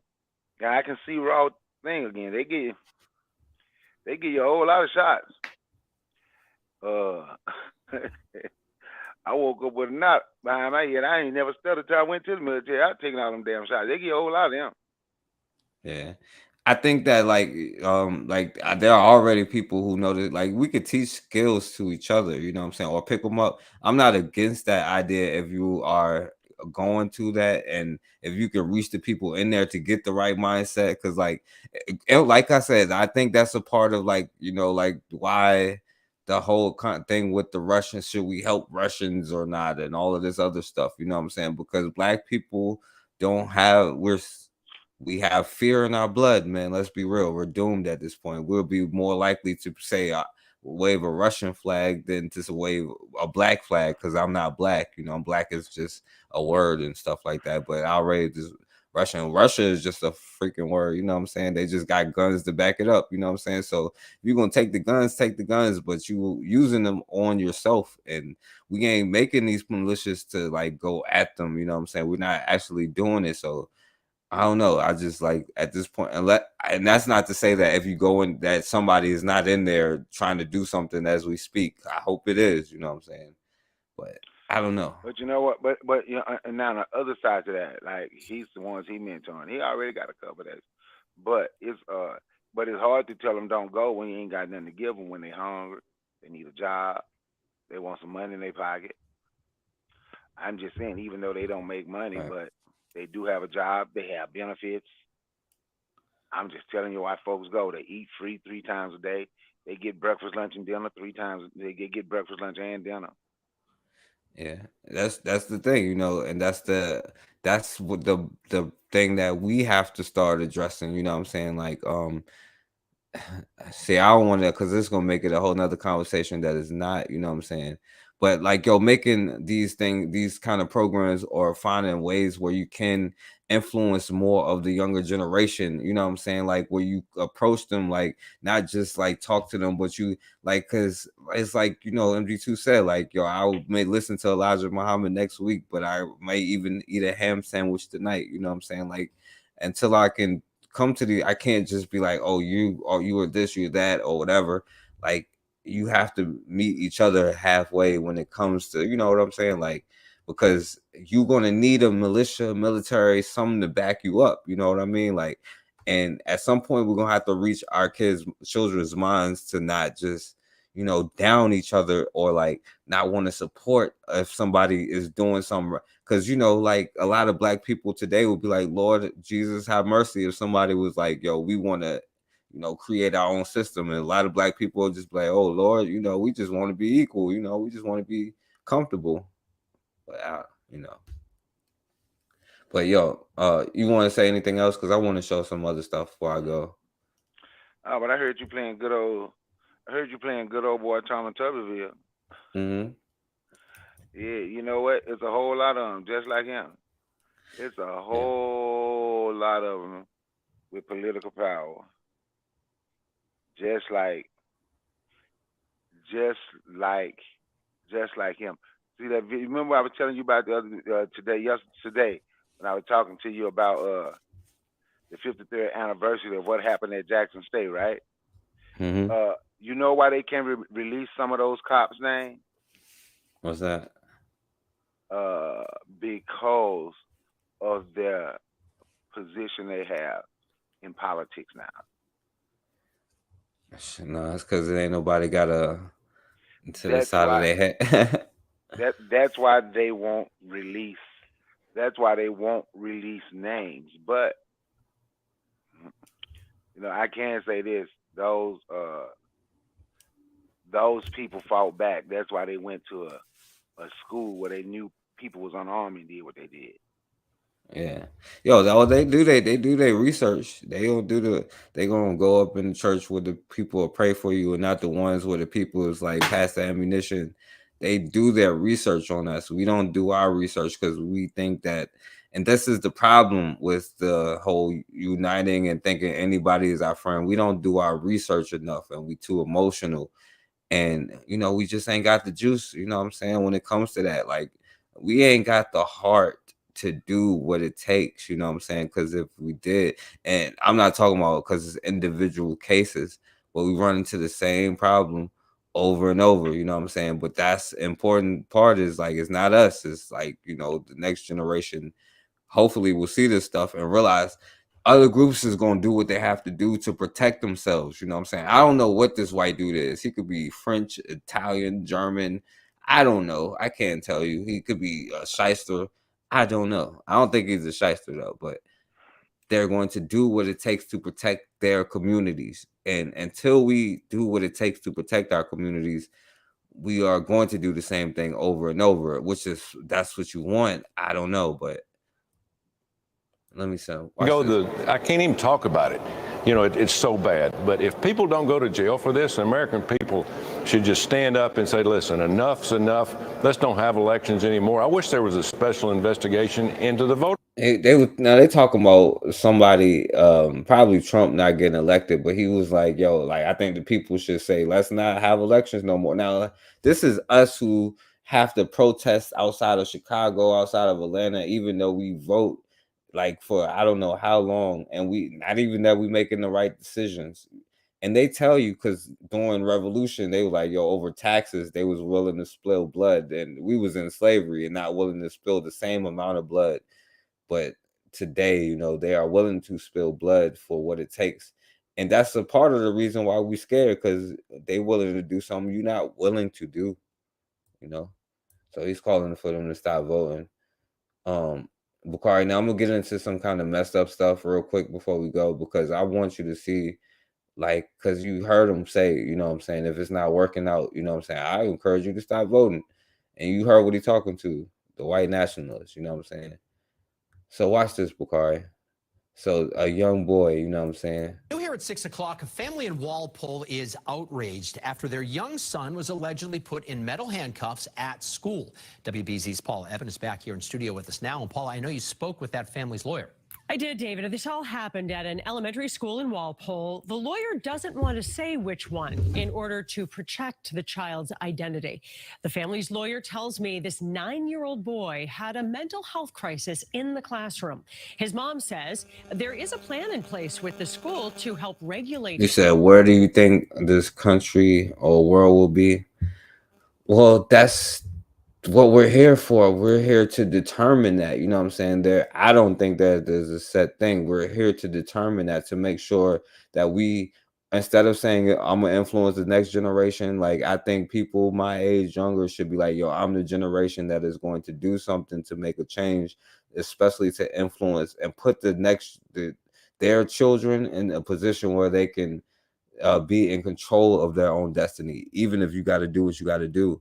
Because yeah, they're going to change the system, and whoever is in a position, because you might be speaking Mandarin for all you know in the next 20 years, you know what I'm saying? But what we do know is, unless we get it together quick, we ain't gonna be speaking Swahili, you know what I'm saying? Hey, I think some of them choosing to speak Russian.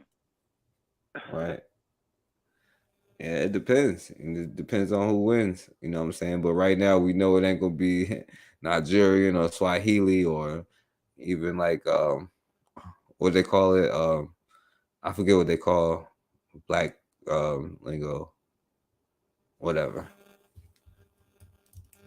But instead of consulting that plan, the lawyer says the school resource officer ultimately called Walpole police officers who allegedly... Yo, and you're right, their game is changing, which is a golden opportunity. It's a golden opportunity. If only we realize what is important and what is not important. The things that you really can like eat and sustenance yourself with is, like, I'm sorry to say, but it's more important than the things that we can like hope for that hasn't helped us yet. You know what I'm saying? Like I can get more shade from a tree than I can from like certain deities. You know what I'm saying? I can get an apple from a tree, but I couldn't get something from certain you know, things. You know what I'm saying? Like, this is a golden opportunity for us to, like, you know, you like the whole thing when the money was going to crypto and all that, it was a golden opportunity. And that's why I encourage people to listen to MG2 when he talk about de-dollarization and, you know what I'm saying, all of that stuff, because he gets deeper into it. But yo, all of like the food deserts in our community is a golden opportunity for us to support black farmers. Is a golden opportunity. Like, you know how they built, like, because there was no stuff catering to black people, so they built their own stuff, you know what I'm saying? And those was golden opportunities right there to be had, you know what I'm saying? You could use other people for that war. It's just that we would identify as the other people and not ourselves. That's the issue. But Let me show you this. And this is why we need to do this. They called Walpole police officers who allegedly placed the third grader in handcuffs, then put him in an ambulance. He was taken to the hospital to an adult area for a psychiatric evaluation. Doctors evaluated him and determined this child was not a danger. The little boy was then released to his mother hours after the incident. The family's attorney tells me it's left that little boy traumatized and afraid of school. Understandably traumatized by this incident. Now, this was a young boy who was in elementary school, I think, and having a mental health issue, which is another thing. Like a lot of the mental health issues is avoided by different kind of societies, you know what I'm saying, and different kind of teachers. Like even when they be like ADHD that they talk about young black boys have, like they're young black boys and they're being judged like little white girls, you know what I'm saying? Like how they think little white girls should be on top of that, you know what I'm saying? And it's not built for them. And so like they call a lot of stuff that's just normal mental health issues, but then we also have mental health issues because of the stuff that we eat and you know what I'm saying, the stuff that we drink, the things that we do, you know what I'm saying? And this is all a part of taking control of your community, you know what I'm saying? That's the important part that I want for us to understand because listen, other groups is doing what they have to do, but like we're doomed if we don't do this stuff because like what do you think is going to happen? Why do you like aren't you mad that we have like such high diabetes and such mental health problems in our community with no resources to take it, but they can sit there and take it for I don't care what you think is fake or not. They taking my money. I know that's real to do stuff I don't agree with, and that pisses me off. And it should piss you off enough to want to change what is. You know what I'm saying? Like I don't get it. You know. And, directly after this incident occurred, he no longer felt safe at school. He made attempts to leave. Oh man, so Bukhari, I gotta show you this. What if you could do SEO? I just saw this, yo. I don't know if you heard of this young girl, this 8-year-old girl who got shot by the police in Philadelphia and they were shooting at a football game. Did you hear about that? Nuh-uh.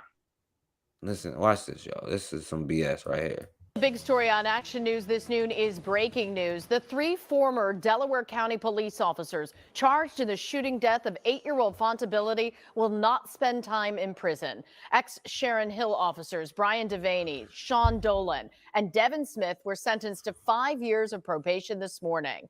The first 11 months will be on house arrest. Prosecutors say after hearing gunshots following a high school football game near Academy Park in August 2021, the officers fired into the crowd.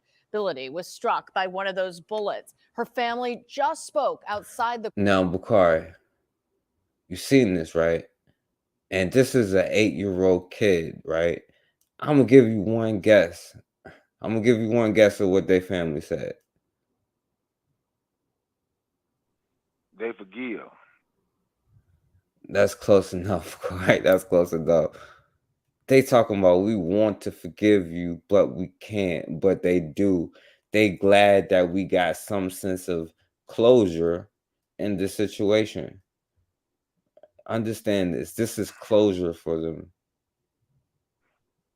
Oh man. Focus now is to move on. Is to move forward, so we can ensure this never happens to another child or family again. Right now at 4 o'clock, moving forward, responsible for her death were sentenced today. None of them will serve any jail time. It is Friday afternoon. I'm Sarah Bloomquist. And I'm Brian Taft. The big story on Action News today is the sentence is handed down by a judge in Delaware County today. That little girl was killed in August of 2021 when officers opened fire shortly after a high school football game. Action News reporter Taronda Thomas was in court today for that. So when you be like, yo, you extreme, like, no, this is extreme, yo. To be like, I don't want this to stop happening is the extreme thing to me. Like, so shut the hell up when people be talking about, oh, that's extreme. You see this? Sentencing. She's live now in media with the full story. Taronda. Brian and Sarah, it was a packed courtroom with some emotional moments. Those prosecutors wanted jail time. They didn't get it, but the family says what they did get was some measure of justice. We finally got here. Accountability. It's the one thing the family of 8-year-old Fontability has wanted since the day she was killed. It's been such a traumatic trauma, PTSD. Today, a measure of accountability as 3 former Sharon Hill police officers who pled guilty to reckless endangerment are sentenced. We are. Wait. And yeah, Cassandra said the same thing that happened to a black cop and went to jail for 20 years. Ms. Vita said, brother forecast things are changing. Many of us mad and making moves. I agree with that. It will not happen overnight, yet it will happen. And that's what we have to realize too, is this is a generational process, but the process must be started. Unfortunately, there is a lot of weakness and a lot of stuff that is emanating, and there is, because you know what is going to happen, right? Because Shanique Ford said how, and at the beginning, I was like, I played the sister. She was like, yo, the killers of Emmett Till walked around and everybody knew who they was. How? That was a great question. How? They lived comfortably. They was in peace because they knew nothing was going to happen. Because you know why?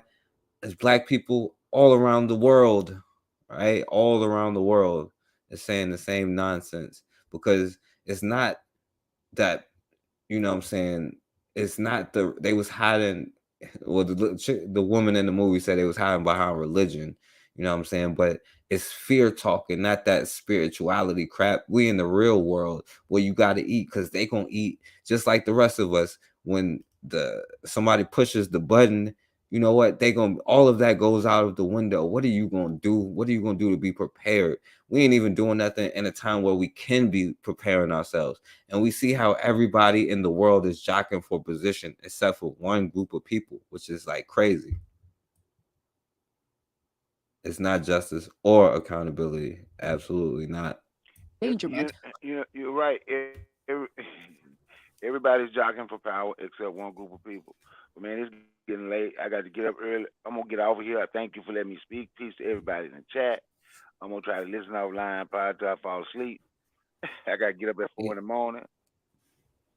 Oh yeah, I'm good tomorrow, Bakari. I'm good. Yeah, I know. I ain't gotta capitulate tomorrow. you do. I got to capitulate. I got to get up at 4 in the morning, man. Hey, but I got to talk to you about that stuff I found out about the box trucks, though. They sent me the information today. Yeah. Hit me up, bro. All right. All right, Bakari. I appreciate you coming on, bro. All right, peace. All right. So yeah, and I'm almost done anyway, you know what I'm saying, because I'm gonna get out of here soon, you know what I'm saying. But so let me keep playing this. Measure of accountability as 3 former Sharon Hill was wanted since the day she was killed. It's been such a traumatic trauma, PTSD. Today, a measure of accountability as 3 former Sharon Hill police officers who pled guilty to reckless endangerment are sentenced. We appreciate what happened today. A judge handed down 3 They identical appreciated what happened today. sentences for Brian Devaney, Sean Dolan, and Devin Smith. They each received 5 years of probation, the first 11 months to be served on house arrest. We are very disappointed about today's sentencing decision by the judge. Nevertheless, we are very disappointed by the sentencing of the judge, and we know the only way that we're going to get the correct justice is if fill in the blanks. And only Raw knows that. Well, not only Raw, but I like Raw's answer to this question. The only way you're going to get justice is fill in the blank. Decision by the judge. Nevertheless, we take some comfort in knowing the former officers have taken accountability for their actions. Though the judge did not grant the district attorney's request for jail time, the family's attorney says they accept the sentence. The police officers need better training, better. They do what? What the sentence? They do what? My goodness. Supervision. Fonta was killed when officers who heard gunshots fired into the crowd at an Academy Park High School football game in August 2021. In court, all 3 former officers. Now look at this little girl, you know what I'm saying? Now, I don't care what their family says. Like, Like, I know that we have young little girls in our families and they're at risk every time that we do stuff like this. It puts them at more danger because you know why? We know that there's no consequences. You know why black people could go in on other black people? Because there's no consequences to the action. But those so-called gangsters is not really going to go after the one. And see, that's what we're talking about. Like the people who the so-called gangsters are scared to go after because they'll clear them off the damn block, and they will probably have children that look like her. It's about protecting that. You know what I'm saying? If somebody harm a hair on a little black girl's head, they know that it's going to be a problem. But everybody knows that there's no problem. We can kidnap them and sell them into like sex trades and rape them and do all kinds of stuff. And you're just going to sit there in your cabin and wait till she come home. You know what I'm saying? And then argue with each other about why we did it instead of y'all teaming up where you poison. Anyway. Apologized to Fanta's family. The family offered their forgiveness, including Fanta's sister, who was also hit by police gunfire. It wasn't their fault. And I don't know what this is, if this is even real or not, but unfortunately I have seen, and you know how I do think it's real by our actions, because just like I said, the people that we say are heroes, we are scared to. Malcolm X was a hero, you know what I'm saying? Like we scared to step up to that role, but she was a little girl.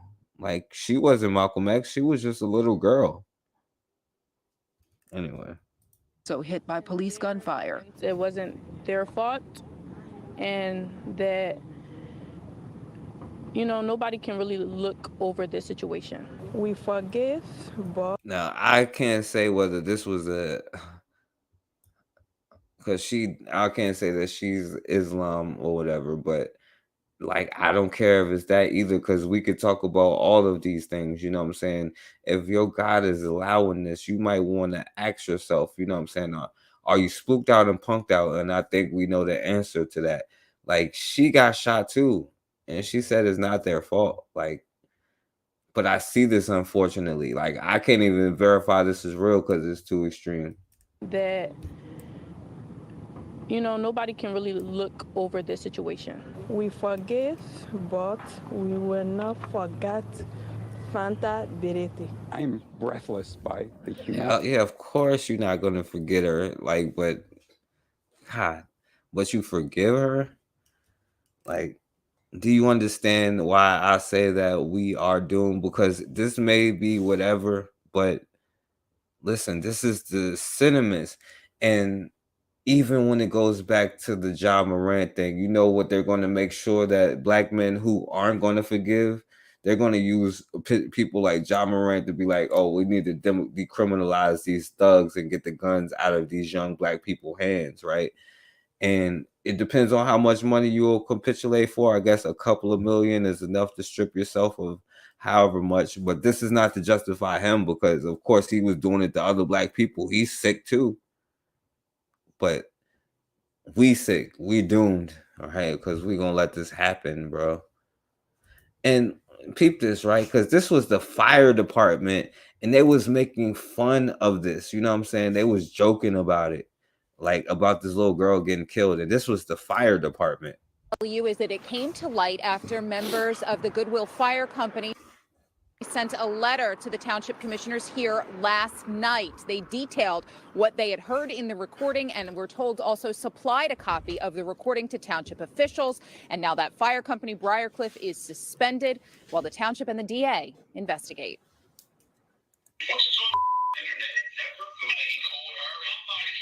They are clips of a conversation. Darby Township says it was made aware of this recording last night, reportedly of members of the Briarcliff Fire Company, after a January 27th meeting about fire service in the township. The recording was made after the meeting officially ended. Companies and its members began.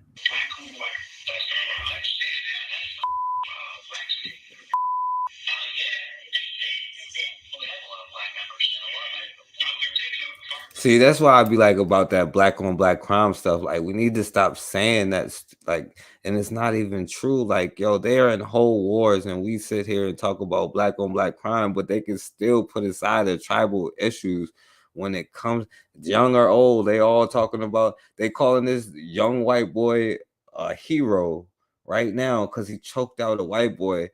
And we're saying thank you for accountability when they let off somebody for killing a little black girl, right? And these is they talking points, and they's like, oh, they taking over and all of this stuff, and they even taking over the fire department, and of course the police is infiltrated, of course the FBI and all of these stuff. They all are white nationalists. Like, I wouldn't even be surprised if they are. The FBI might as well be white. It's the same thing. Like, and it's all the same thing, man. It's unclear who's doing the talking. The recording came to light when members of the Goodwill Fire Company reported it to the township leaders. After that report was made, the township suspended Briarcliff until that we need and have those folks removed and be accountable for the racist statements that they made. Crystal, yeah, that we need, go that word accountability I was just talking about. And have those folks removed and be accountable for the racist statements that they made. Crystal lives in Darby Township, and she says after hearing of the recording, she wants to know if the language used has other consequences. Let me get to them making fun of this young black girl. The people being recorded were making threats and made fun of an 8-year-old girl who was killed by police at a football game. And to have these kind of actions taken and these kind of remarks made is just unacceptable. By county council, we will continue to do what we have to do to make sure this does not happen again. That's a damn lie, because it happens again and again and again and again. And this is a black man talking about we gonna do what it takes. Like, yo, we ain't prepared to talk about, and we're doomed, yo, because somebody can come in and, you know, I saw this movie. They was like, when I can, and they was talking to a Jew dude, but it applies to us. They was like, you know, when I realized that we had you defeated, when we can harm your children and you won't do nothing about it. I mean, I guess we'll go protest and go take a knee, but we won't stop watching, you know what I'm saying, basketball if we get mad about Kyrie. We won't do that part either. So it's not just them either. We capitulate all the way down to the ground because you scared to death, you know what I'm saying, of whatever. And yeah, I feel what you're saying, Ms. Vita. It's deeper than that, but yeah. Darby Township or any other township or borough. The county, backed by state and local government. Put some more bass in your voice. People of color. Here we go. I had, you know, it couldn't be a whole thing until somebody brought up some damn people of color. You know, we couldn't get through this whole thing. To calls. The patience for people of color, Lord, is over. There is no more ramp. Oh yeah, I'm sorry. The Asians got money. The Hispanic people got money. The all these other people got. Oh yeah, I'm sorry. Because he gonna go to my ending. I'm gonna be real quick with this last ending because he brought up people of color. Because we gotta understand that we have no friends and we gotta work together, and we ain't never gonna have anything as long as we keep letting ourselves get infiltrated and think every other thing is the biggest part of it. So why he talking about you know what I'm saying, people of color, let's look at how non-white people are embracing this quote unquote white supremacy ideology, right? Because we know the deal with these East Arabs. They was just like the West Arabs. It's been just 7 days since the horrific mass shooting at an Allen, Texas outlet mall. While that community remains in mourning, authorities are in the process of nailing down the shooter's motive. Yeah, what up, Hardcore? And I'm about to wrap it up because I got to go after this, Joan. I would put the link back out there, but I got to wrap it up after these last ones. But I wanted to end it with this one because we was talking about, you know what I'm saying, these groups and us not being prepared, you know what I'm saying? But I want you to see where these people of color stand. The New York Times reports investigators trying to learn why a gunman murdered at least 8 innocent people, including children, at a Texas mall, are examining a social media profile rife with hate-filled rants against women and Black people, and they believe those belonged to the gunman. The shooter's profile also includes language praising Hitler, supremacist ideology. Joining me now is Christopher Force Butler. Now, mind you, this is a white boy talking about Hispanics, but they should probably learn this too, though. Type of tragic event. Not that is my problem. But I think your voice is important for our viewers to really get some knowledge as to what's going on. You've infiltrated some far-right extremist groups yourself. You know white. But let's look at Hispanic white nationalists like Proud Boys leader Enrique Tarrio and online political activist Nick Fuentes. What have you seen in regards to non-white people becoming advocates for white supremacist ideas? Thanks so much for having me, Katie. Latinx identity is incredibly complex. It is the phenomena that we've seen over especially recent years is misinformation, disinformation, and radical narratives being pushed into Spanish-speaking communities.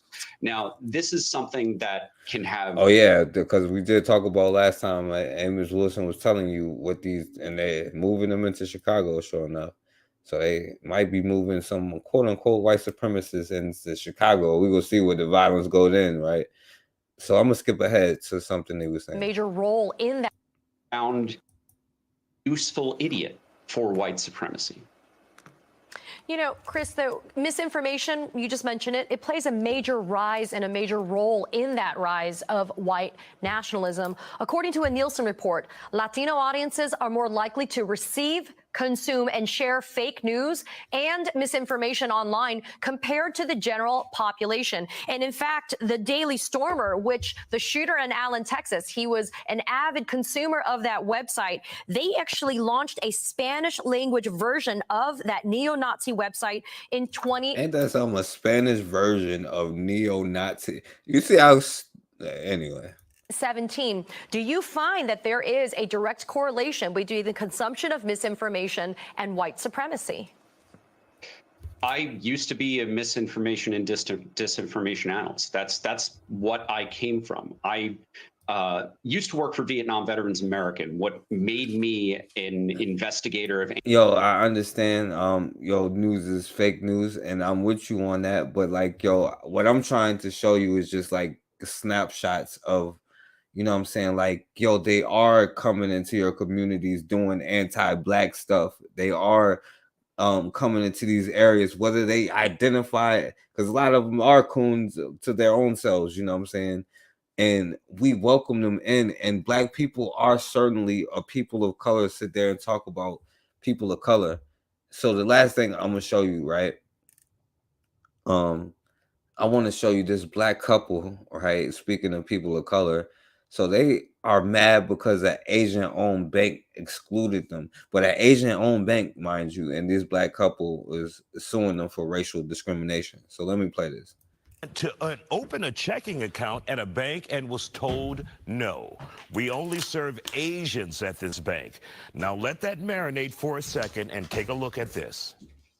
All of this is according to a lawsuit filed on the couple's behalf in Harris County. They're Janice and Jonathan Brown. The Browns say that experience happened at American First National Bank last year. Instead of being welcomed as new clients, the husband and wife said they were turned away from the Asian-owned bank, alleging employees told them they do not serve Black people. According to the lawsuit filed with the courts, the story took another turn after bank chairman Henry Wu learned about how the couple was treated. That turn allegedly involved an expensive dinner, an expensive trip to Las Vegas, and a $100,000 loan that was later pulled, according to the lawsuit. We've reached out to Bank Chairman Wu and American First National Bank. They called us back, but would only say they wanted a meeting in person, but would not commit to a statement or interview about the lawsuit. The couple joins us now with their attorney, Jared Woodfield. Yo, you see this, Cassandra? They mad because they got discriminated against at an Asian-owned bank.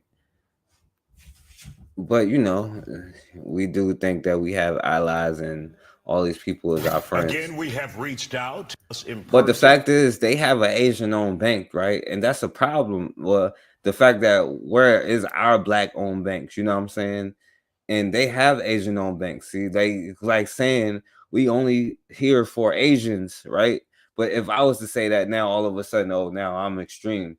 Like, but you're not gonna say that to them. You know what I'm saying? They're gonna come into your communities, use you up, and put their money into their own banks in their own communities. And if we gonna capitulate without doing that, then you're just gonna be a slave. You know what I'm saying? But they would not say if they would comment or commit to comment in the case. But we are still open to the meeting, and we will keep you. Yeah, well, black people have countries too, so you know what I'm saying. Show me the black banks there. And nobody is saying it's easy, but you do know there are black banks. You do know that. The problem is you don't know that. You know what I'm saying? Like, and you definitely don't support it, and they definitely not for black people only. You know what I'm saying? But that's the point. You know what I'm saying? Y'all is gonna find a reason why you can't be done or it won't be done. You updated on their response. But right now, we have with us on The Factor Uncensored, the couple, and Jared Woodfield, their attorney. Glad to have you all here on The Factor Uncensored. So, first of all, take us to that day, and make it as short as you can, though.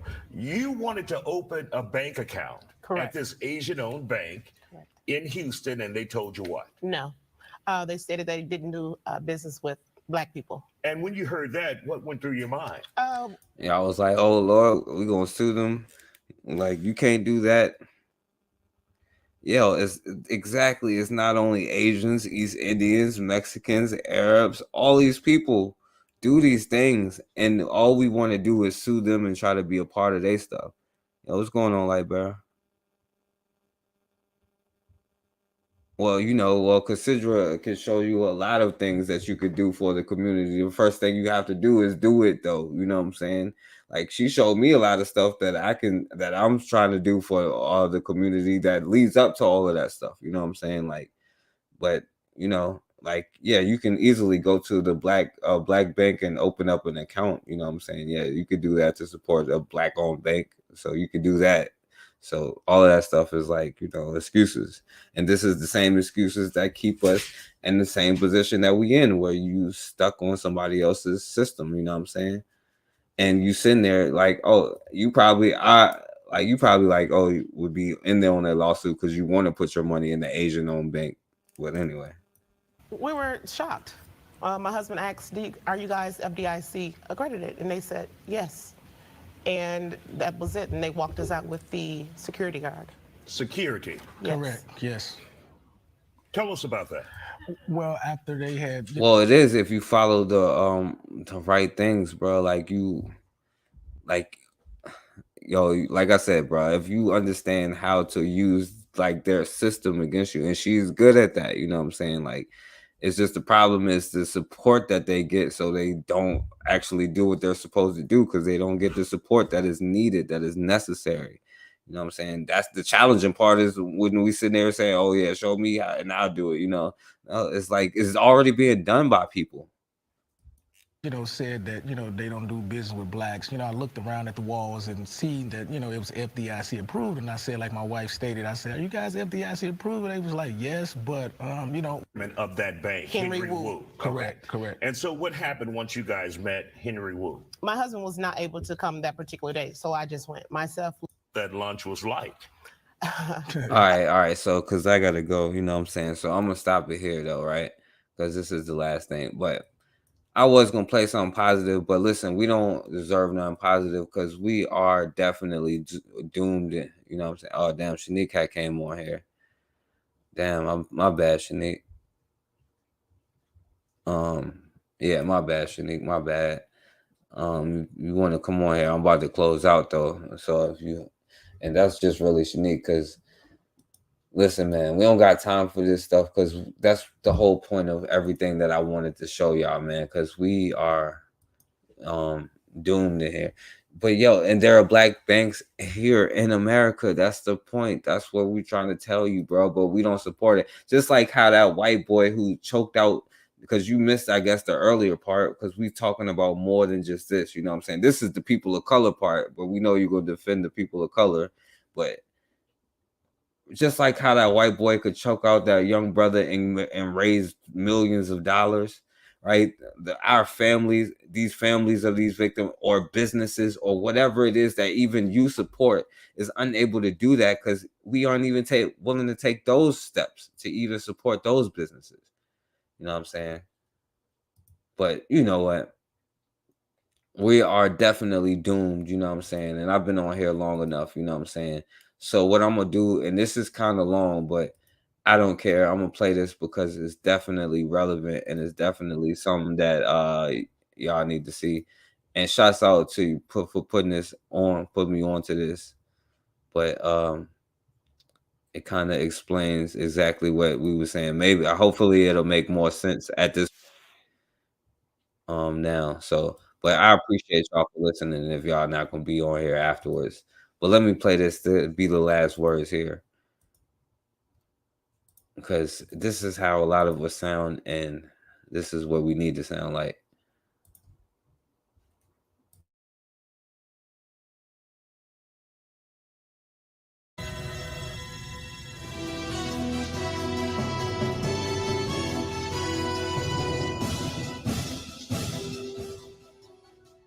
Tonight on The Patriot Factor, we are here with special guest Darren Coates, pastor of New Love Worship Center. Pastor. Thank you for having me, Sarah. Thanks for coming. So,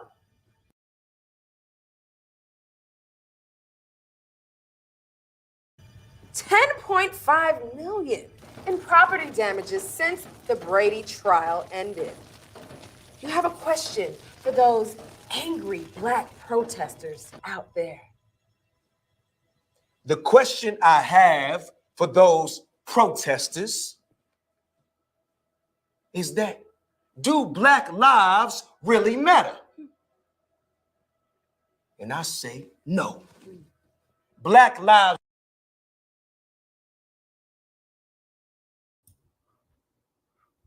Wait, my bad. I had to run it back. Yo, consider this is, don't even worry about, this is how most Black people sound. We already know that Black people is coming up with the excuses, you know what I'm saying? And I wanted to show, and I'm showing you this because this is how most of us sound right now. You know what I'm saying? When I ask y'all, is it spooked out or is it cooned out, you know, or punked out, you know what I'm saying? And we'll find 1,000 reasons why we can only go at each other, you know what I'm saying, or why we can't do something. And this is why I said we're doomed, but this is not for any of us, not even for me, like nobody my age or none of that. Hopefully our children don't inherit that, you know what I'm saying, weak gene that we have as a people. But this is how we be sounding, y'all.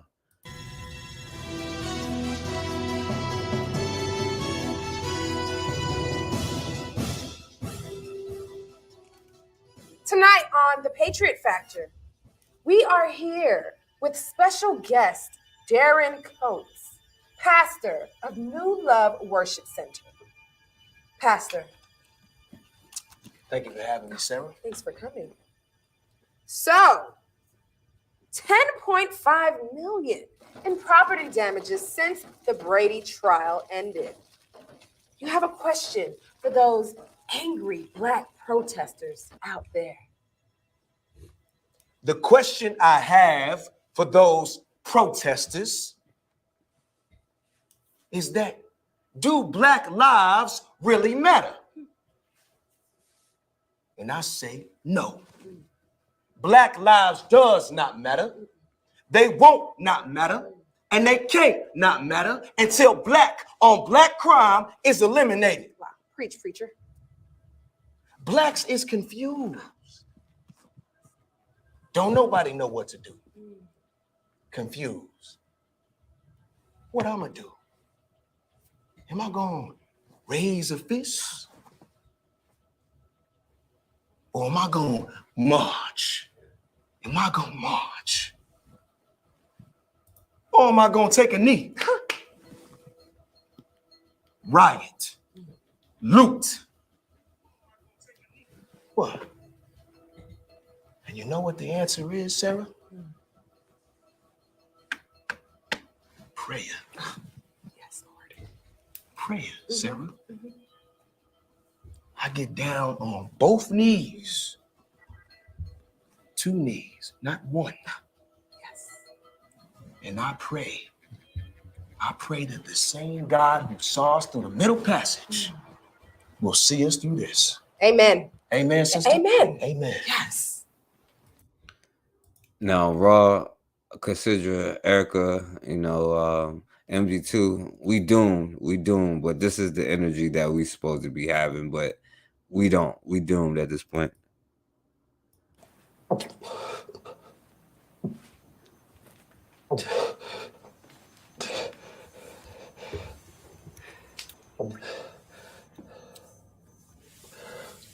Let it out.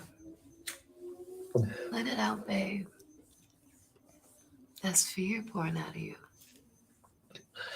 It's like a sickness or a virus. Your body knows it doesn't belong, so it's rejecting it. It's purging it. Let it out. It's a good thing.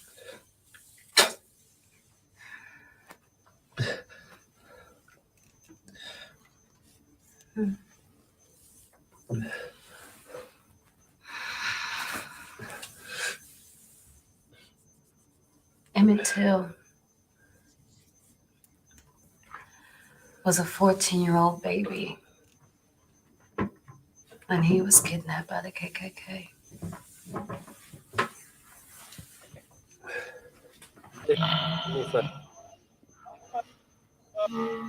He was stripped, tied up, pistol whipped, sodomized, eye gouged, and then shot in the head. They dumped his lifeless, mutilated body into the river with a 75-pound fan tied around his neck for good measure. The names and faces of those murderers were known across the Delta. And yet, they walked around comfortable for decades. How? Anger burned inside the heart of Black men across the country. They're one for justice. As natural as breathing. But their fear of the KKK was so much greater. And the KKK knew this. And so without the slightest concern for retribution, they did it again. Addie Mae Collins, Cynthia Wesley, Carol Robertson, Carol Denise were incinerated by 16 sticks of military-grade dynamite planted by the KKK in their church. Not merely blown up, incinerated. That's how intense the heat from that explosion was. It decapitated Robertson. They were 13, 14 babies. Our babies. 8 years old. This time, an angry mob formed maybe an hour after the bombing at the church. And then the pastor of this church came out, started reading Psalms 23, ensuring them that the man upstairs, he would make it all right. Peace, not vengeance, was his rallying cry. Can you believe that? 3 bloodthirsty wolves have just slaughtered your most innocent flock. And you, the leader of this flock, calls for some ghost in the sky. The same ghost that watched this whole explosion unfold.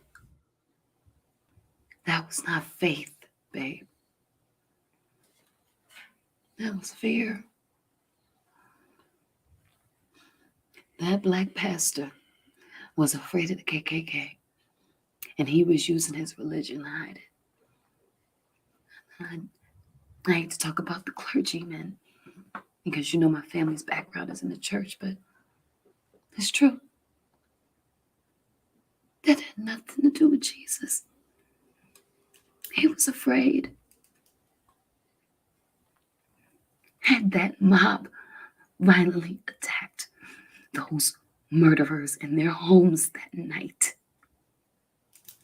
they might have thought twice about doing that again. Tasting your own blood, it has that effect. But no. Those racist murderers walked around Birmingham comfortable for decades, all without the slightest concern for retribution. And so, to nobody's surprise, they lynched again and again and again and again, 4,000 times. And those are just the times the FBI knows about. Roman Ducksworth, Charles Moore, Henry Dean, Jimmy Lee, Willie Edwards, Viola Louise Hope. George Floyd. You want me to keep going because I can. Breonna Taylor. So until we, baby, look at me, please. Jameer Rice. Until we get over this fear that we have of the KKK, they will do this again.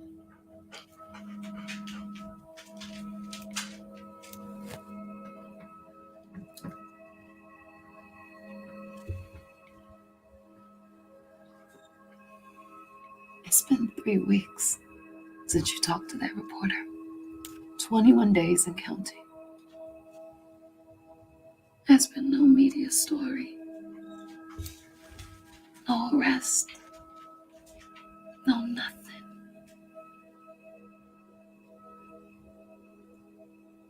It's time.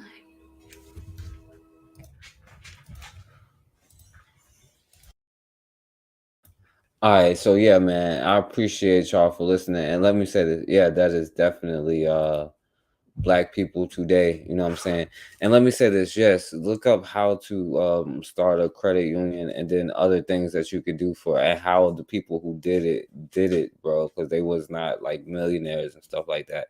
But also the thing about Consider she has programs to help young Black children that Black people don't really even be supporting like that, you know what I'm saying? Not that like they need to. She's helping young Black children in America get jobs, you know what I'm saying, paid jobs, you know, or apprenticeships, you know what I'm saying, to be like things like electricians and different kind of careers and stuff, plumbers or whatever it may be, you know what I'm saying, like before they can get a good job, you know what I'm saying, where they're starting off young and helping them do things, you know what I'm saying? So she's actually building things for like the youth, and it's usually people who don't be building stuff like that always has something to say. And this is a reason why we are doomed, how they can walk around comfortable for all this time, and why you sit there talk about I forgive, while we sit there and argue about, you know what I'm saying, ADOS and all of this stuff, or Democrats, or all these dumb arguments that we get into.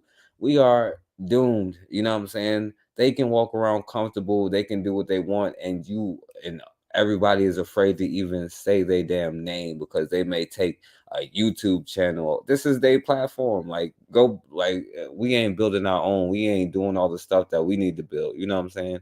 Yeah. Ross said, past time, exactly, Lightbearer. And shouts out to Lightbearer. RomeInTheBush.com, where she's building things for Black children. You know what I'm saying? She is putting her money where her mouth is. She does these things. You know what I'm saying? She creates programs, you know what I'm saying? And this is the uneducation of the Negro, and you know, MG2 said the re-education of the Negro. But like, first we gotta uneducate. I'm not saying first for as far as he goes, but like, first we have to uneducate ourselves from the education that's been beat into us, and that's a fear of everybody else. And you afraid to stand up for your own, and we gonna always find a way to denigrate and go at our own, you know what I'm saying? Because it's a fear thing. You are afraid to do what you got to do, you know what I'm saying? You ain't spooked out, you punked out. And I'm talking about black people as a whole, and I'm gonna say we are punked out and not spooked out, you know what I'm saying? So I mean, it's out there for you to learn how to do that. And even if you what you were saying, because you could be like, well, show me how to make. There's a sister who got a school, Queen Taisi, and she was on Goku channel, but the sister is making school for young black children in America. And we don't talk about supporting that. We talk about other black people and what we ain't doing and how we can't do it. And that is the fear talking. It upgraded the information. It's like the dude said, you know what I'm saying? We confused. What we gonna do? We gonna hold up a fist? Or what are we gonna march? Oh, I know. You gonna take a knee. You know what? You ain't gonna do nothing but keep watching the same sport and keep supporting the same businesses and keep doing all the same stuff, and then find ways where we can't do it. We ain't gonna, you know what I'm saying, support ourselves. You know what I'm saying? We ain't gonna, because if it's something missing, that's what we need to do. If we think that, like, yo, imagine if Ja Morant, right? He was, instead of saying, oh well, I'm gonna stay away, I'm gonna be a champion for gun safety and show that young black men and encourage young black men and young black boys to practice not only arming themselves but practice gun safety, you know what I'm saying? Like, teach them how to work it the right way and try to arm these young black boys in these communities that he's supposedly trying to come from. But now he's trying to front and be something he not. That's why I can't cape for him.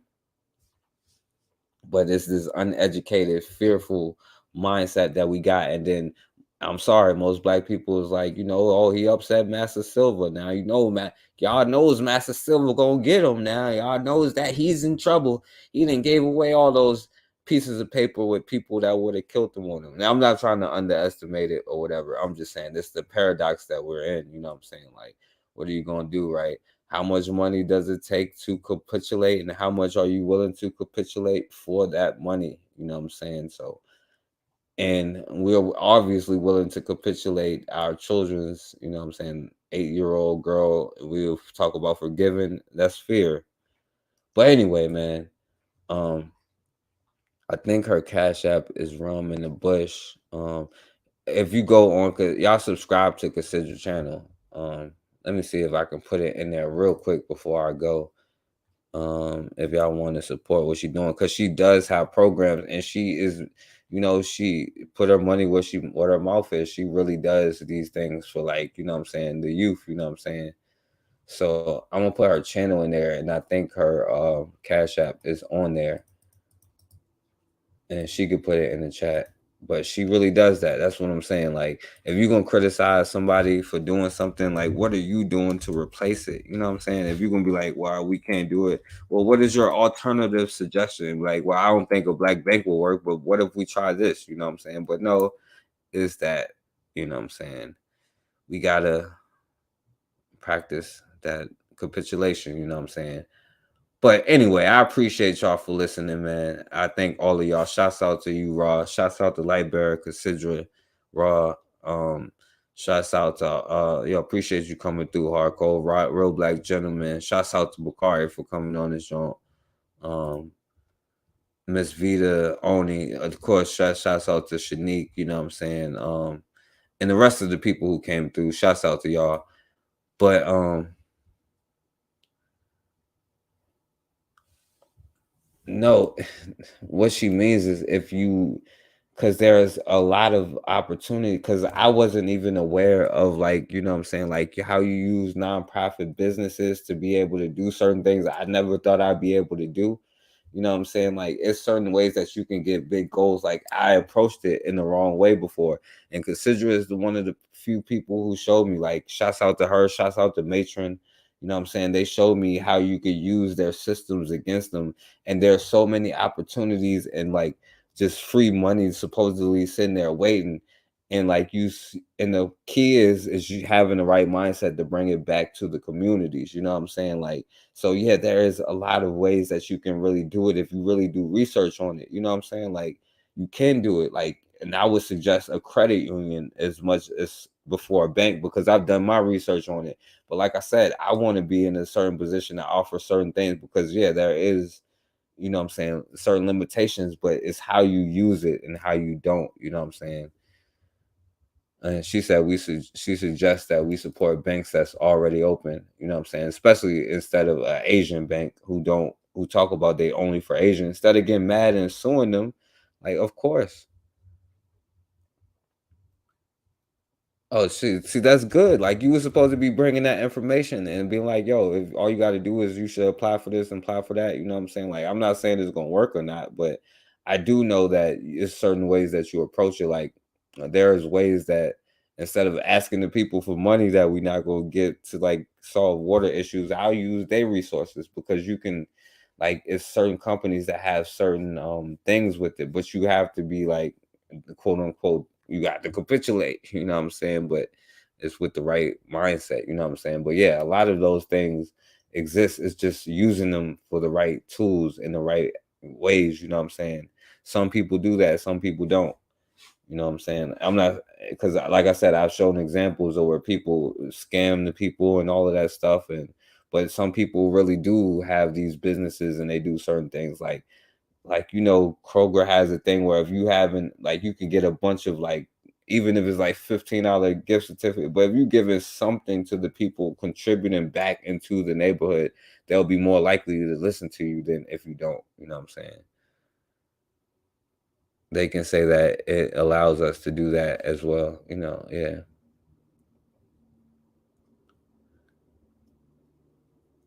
All right, so anyway, let me get up out of here, man. So I appreciate y'all for listening. And yeah, there are several black-owned banks, but they're struggling because people don't support these banks. You know what I'm saying? They do exist though. You know what I'm saying? A lot, just like a lot of black businesses exist. It's just that a lot of them don't get support. Some of them is whatever. But anyway, as always, man, we have got to start standing for something, or we're gonna keep falling for anything.